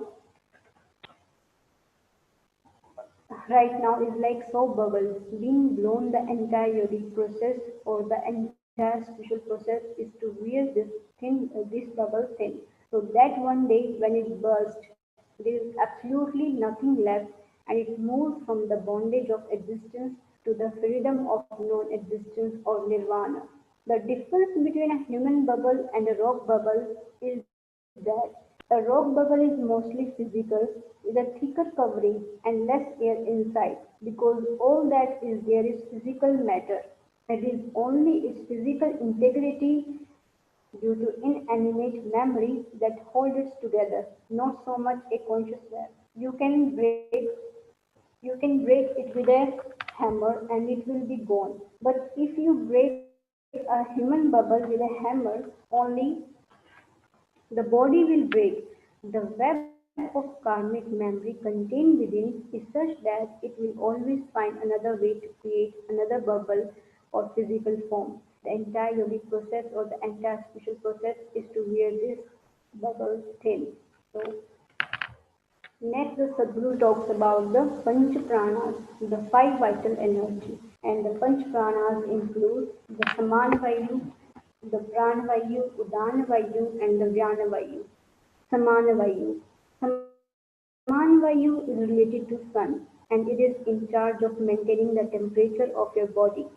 And it is important because one's life and its span are related to cycle of the sun. So establishing a deep connection with the planet will lead to an ageless sort of existence in terms of energy and vitality. Next is the prana vayu. It is in charge of our respiratory system and our thought process. It is related to earth. You sit here and think about the ocean, you will observe that your breath will be one way.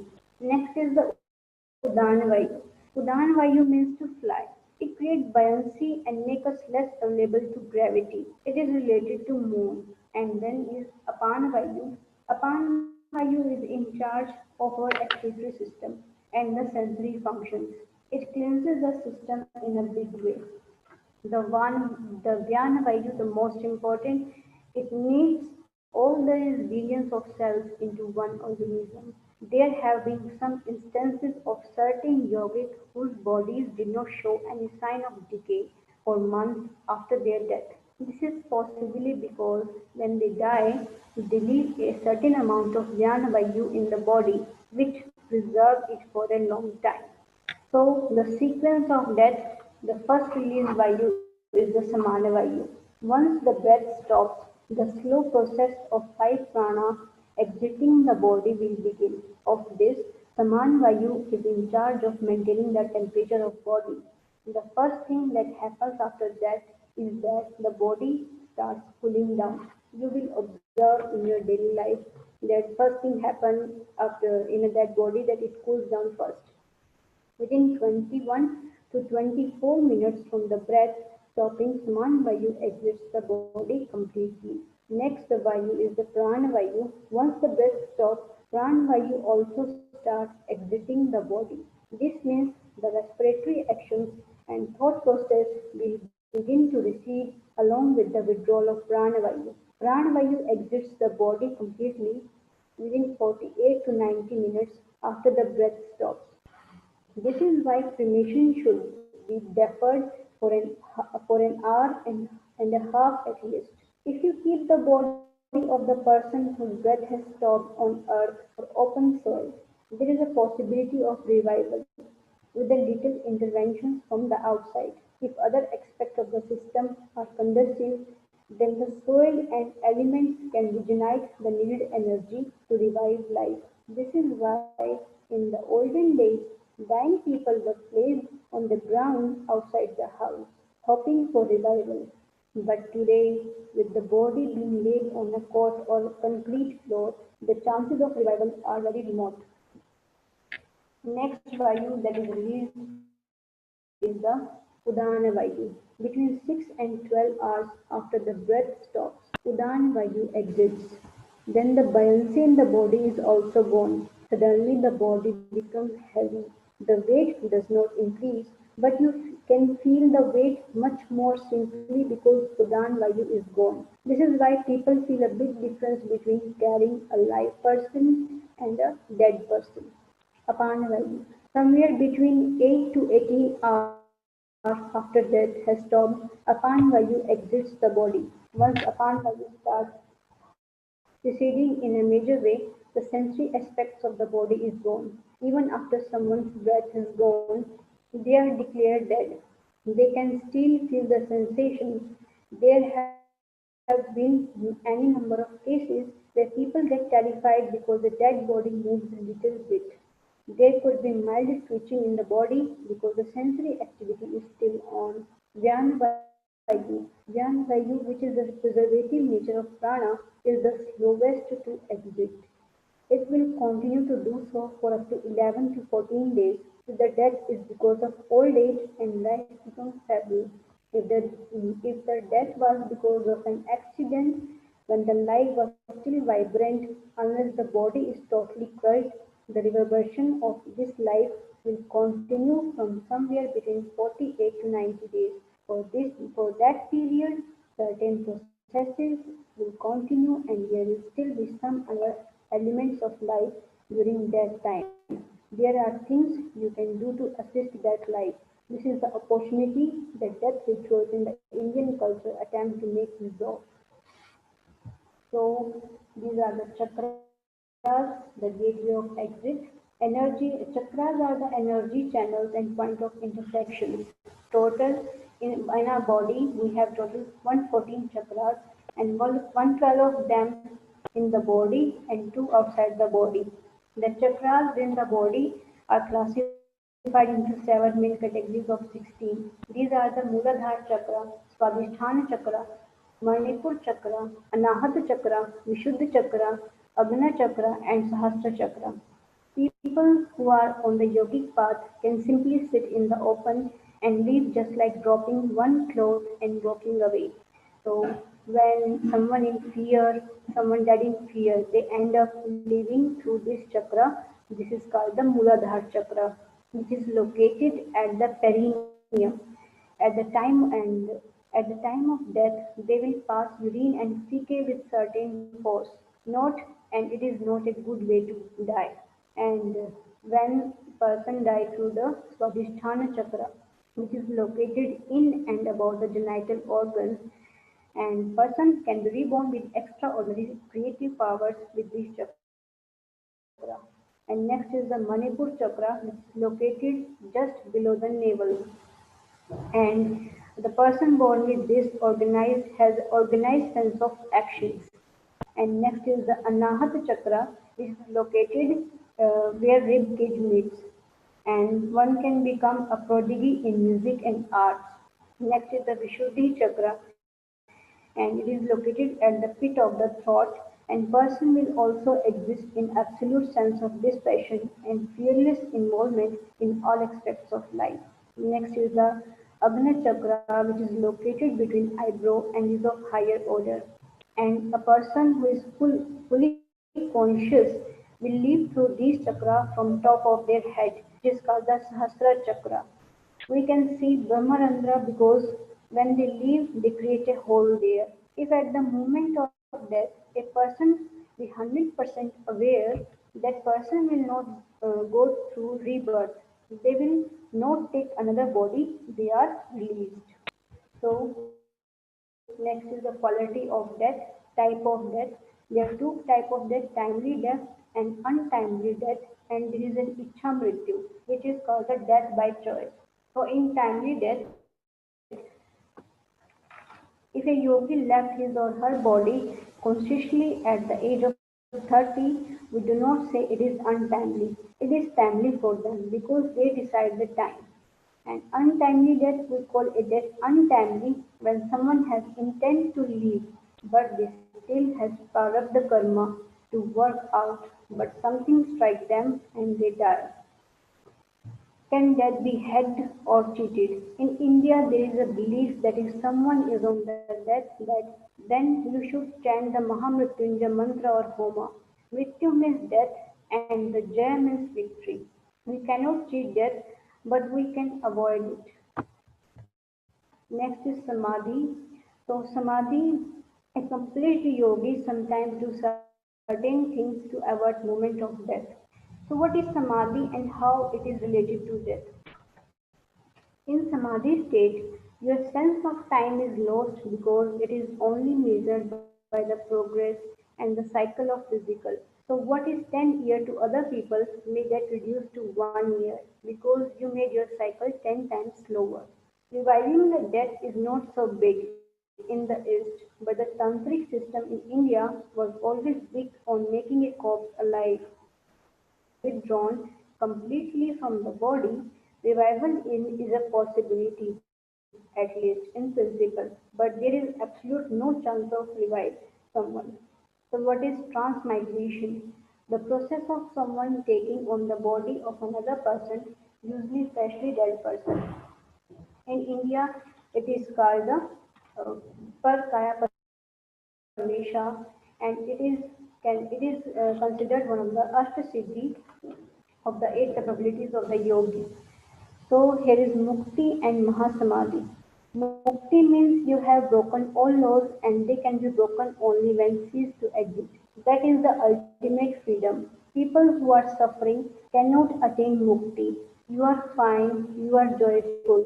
Mukti is also called as Mahasamadhi. Mahasamadhi means one is able to walk out of one's body consciously without damaging it. Death exists only to one who has awareness of life. There is only life, life, and life alone. But Mahasamadhi means the real end. This is the goal of every spiritual seeker. So another Mahasamadhi is the Jiva Samadhi. It is a samadhi where a person decide to close oneself in an enclosure and ends one life. One reason for doing this is that he or she doing that he or she does not want to trouble people after their death. People who are on the yogic path, they will sit in the open and live because they know the science of how to eject from the body and how to leave the body. Just as you drop your clothes and walk away, you drop your body and walk away. This is Mahasamadhi. Sadhguru talks about the Mahasamadhi of Swami Nirmalananda and his wife Vijay. So, preparing for a good death. Does death need preparation? Yeah, yes, death needs preparation. Why dying well is important? Because when a being is disembodied, whether one's experience becomes heavenly or hellish largely depends on how one dies. Unfortunately, most people create fear at that moment. They just cling on, I don't want to die. So everyone must make preparation for their death, not just externally but internally too. You must able to sit quietly and die. And people on the spiritual path often go one step further and choose the time, date and place of their death. If you had lived a life of awareness, then it is very much possible that even at the last moment you could become aware. So next is the wisdom of Vanaprastha. In ancient India, when couples took up Vanaprastha ashrama, they often withdraw together and lead a very simple back to basic kind of life until their death. So what is Vanaprastha? Vana means jungle, and Vanaprastha ages 48 to 60 years when have completed the fourth solar cycle. In this stage, a person hands over the household responsibility to the next generation and withdraws from the affairs of the world.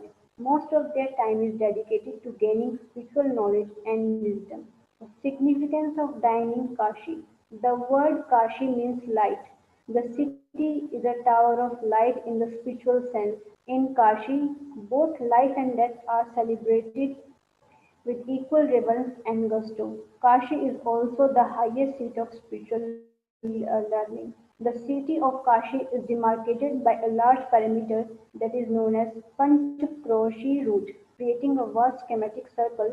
Traditionally, people believe Kasham Maranam Mukti, which means that anyone who dies within these parameters is believed to attain mukti. So Sadhguru also described the life of a ghost and what are ghosts, what they do, ghost troubles. And next is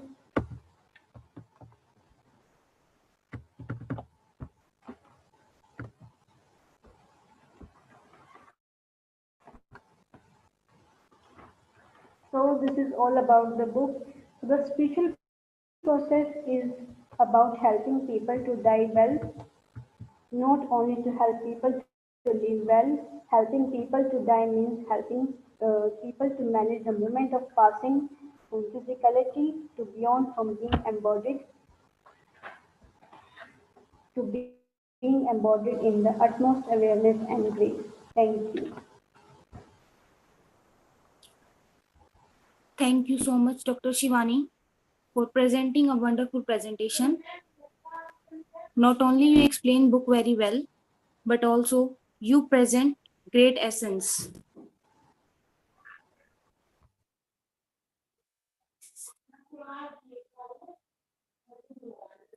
Like Sadhguru described how death is something that mind cannot grasp.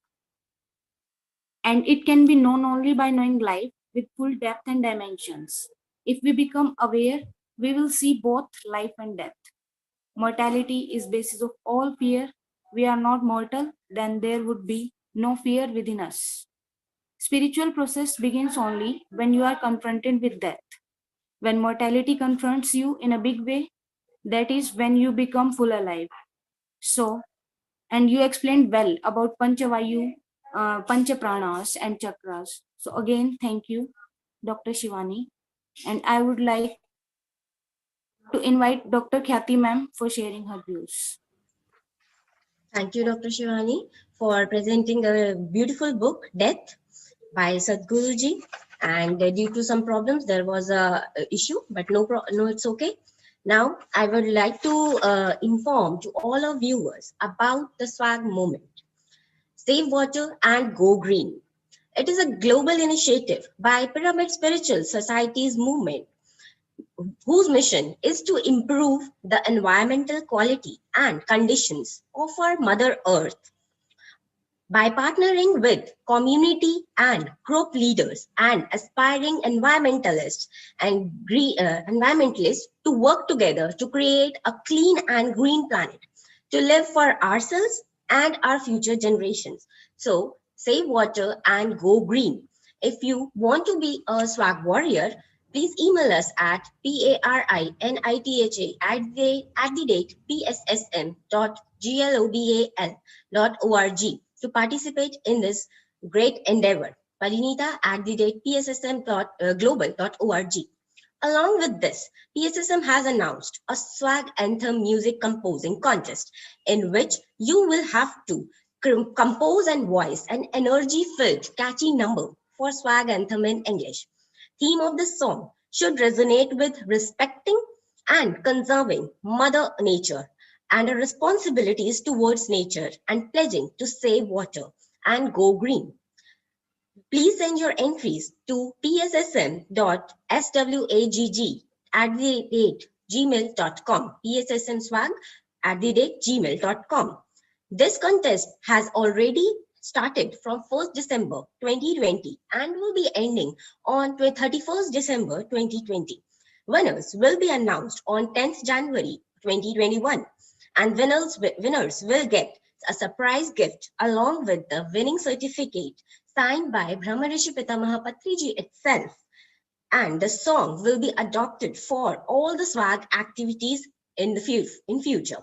Now, I would like to invite Sai Krishna sir for please playing the video message for the swag moment.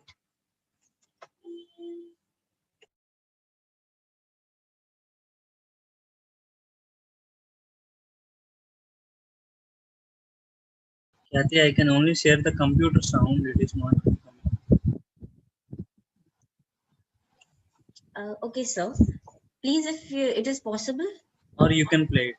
It is not coming. The optimized screen share it is not.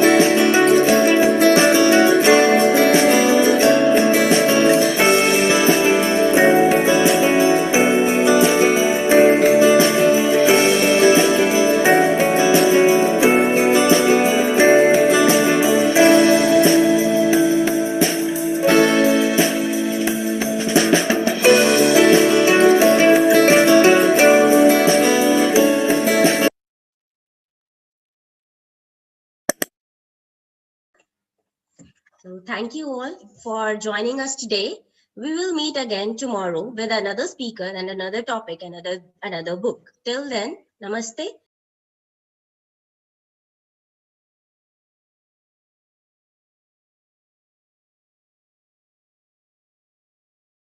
Very warm good evening to all the masters present here.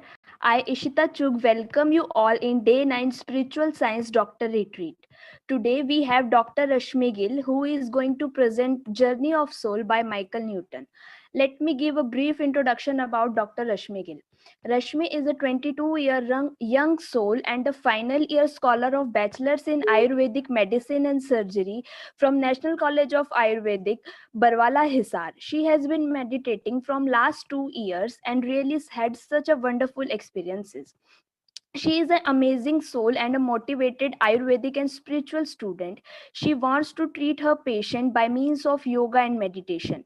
Now, I would love to invite Dr. Rashmi Gill for giving us beads of knowledge from book Journey of Soul by Michael Newton. Rashmi, over to you. Thank you, Ishita, for this beautiful introduction. Hello, everyone. Myself, Rashmi Gill. I'm a BMS Ayurveda student, final year student from National College of Ayurveda, Hisar, Haryana, from India. Today, I'm going to share my book and my meditational experiences. My meditation journey starts in 2017 in the guidance of Dr. Sangeeta Nehra ma'am. She is really a developed soul. She teaches about the meditation when we connect it with the Ayurveda. It's a brilliant connection of Ayurveda and meditation. She introduced my batch, 60 students batch, to the meditation, and we all are very happy with this experience. She teaches us that meditation gives us the inner peace, happiness, joyfulness, oneness. This is a world full of magic. It's called the world of meditation. I also like to thank Patriji who introduced all us to the meditation. Today I want to share my experience, one meditation experience that once I am meditating and I see a tunnel in my meditation. I think it's my spiritual development through meditation. That's why I seen this. So I start meditating. After 1 month, my grandpa passed away. I'm very close to him. I'm really depressed with this, and I start feeling very depressed and stop meditating.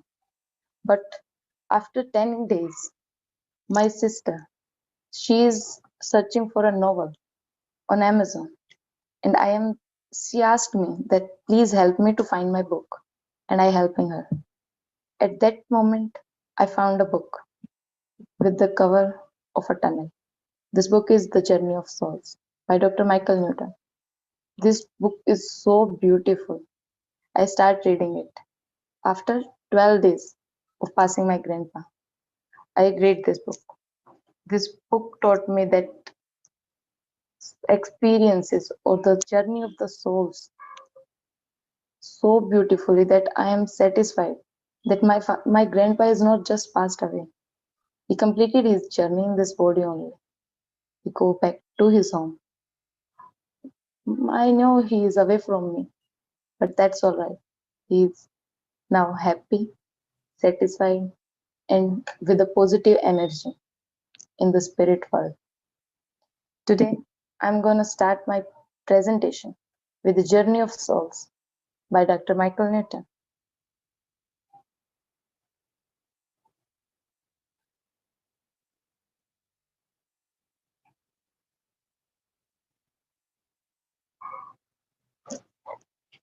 This is the front page of The Journey of Souls.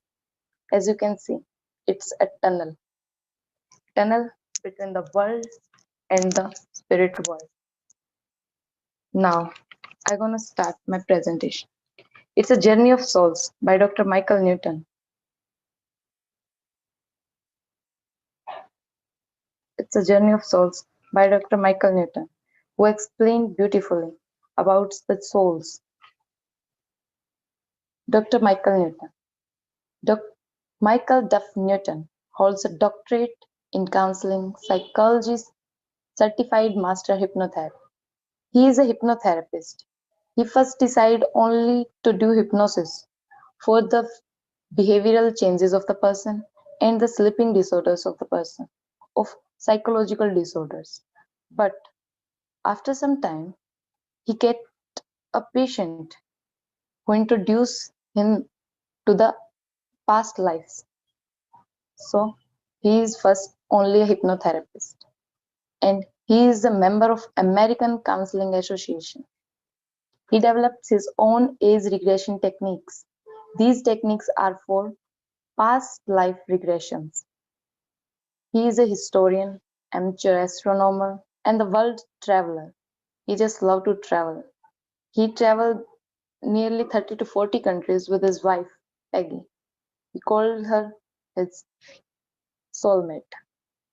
He is a pioneer in uncovering the mysteries about our life in the spirit world because he created a new way of thinking about death. Because everyone says death is the end of everything. But he explained beautifully with proofs that there is another journey after that life. Journey of Souls is his biggest selling and translated in 10 languages. Dr. Newton has an international reputation as a spiritual regressionist.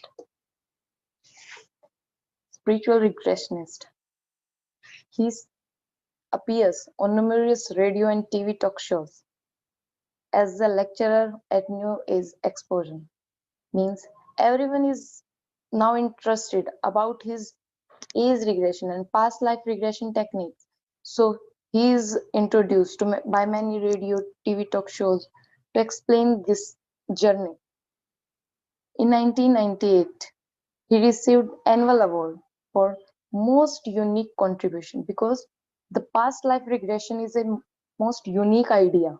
So he got most unique contribution in bringing mind, body, and spirit. Everyone knows about body and mind. He also used to say that in hypnosis, I am uncovering their mind and psychological disorders so they can live their life happily. But after that, he introduced the spirit world because he now got to know that spirit is also a part of the body, which is most important. He got this award from the National Association of Transpersonal Hypnotherapists. He was honored for his research and discoveries into the cosmology of afterlife because his wonderful experiences, researches in the afterlife are so important to all of us to understand the journey of the souls. Dr. Michael Newton written 3 books: Life Between Lives, Memories of Afterlife,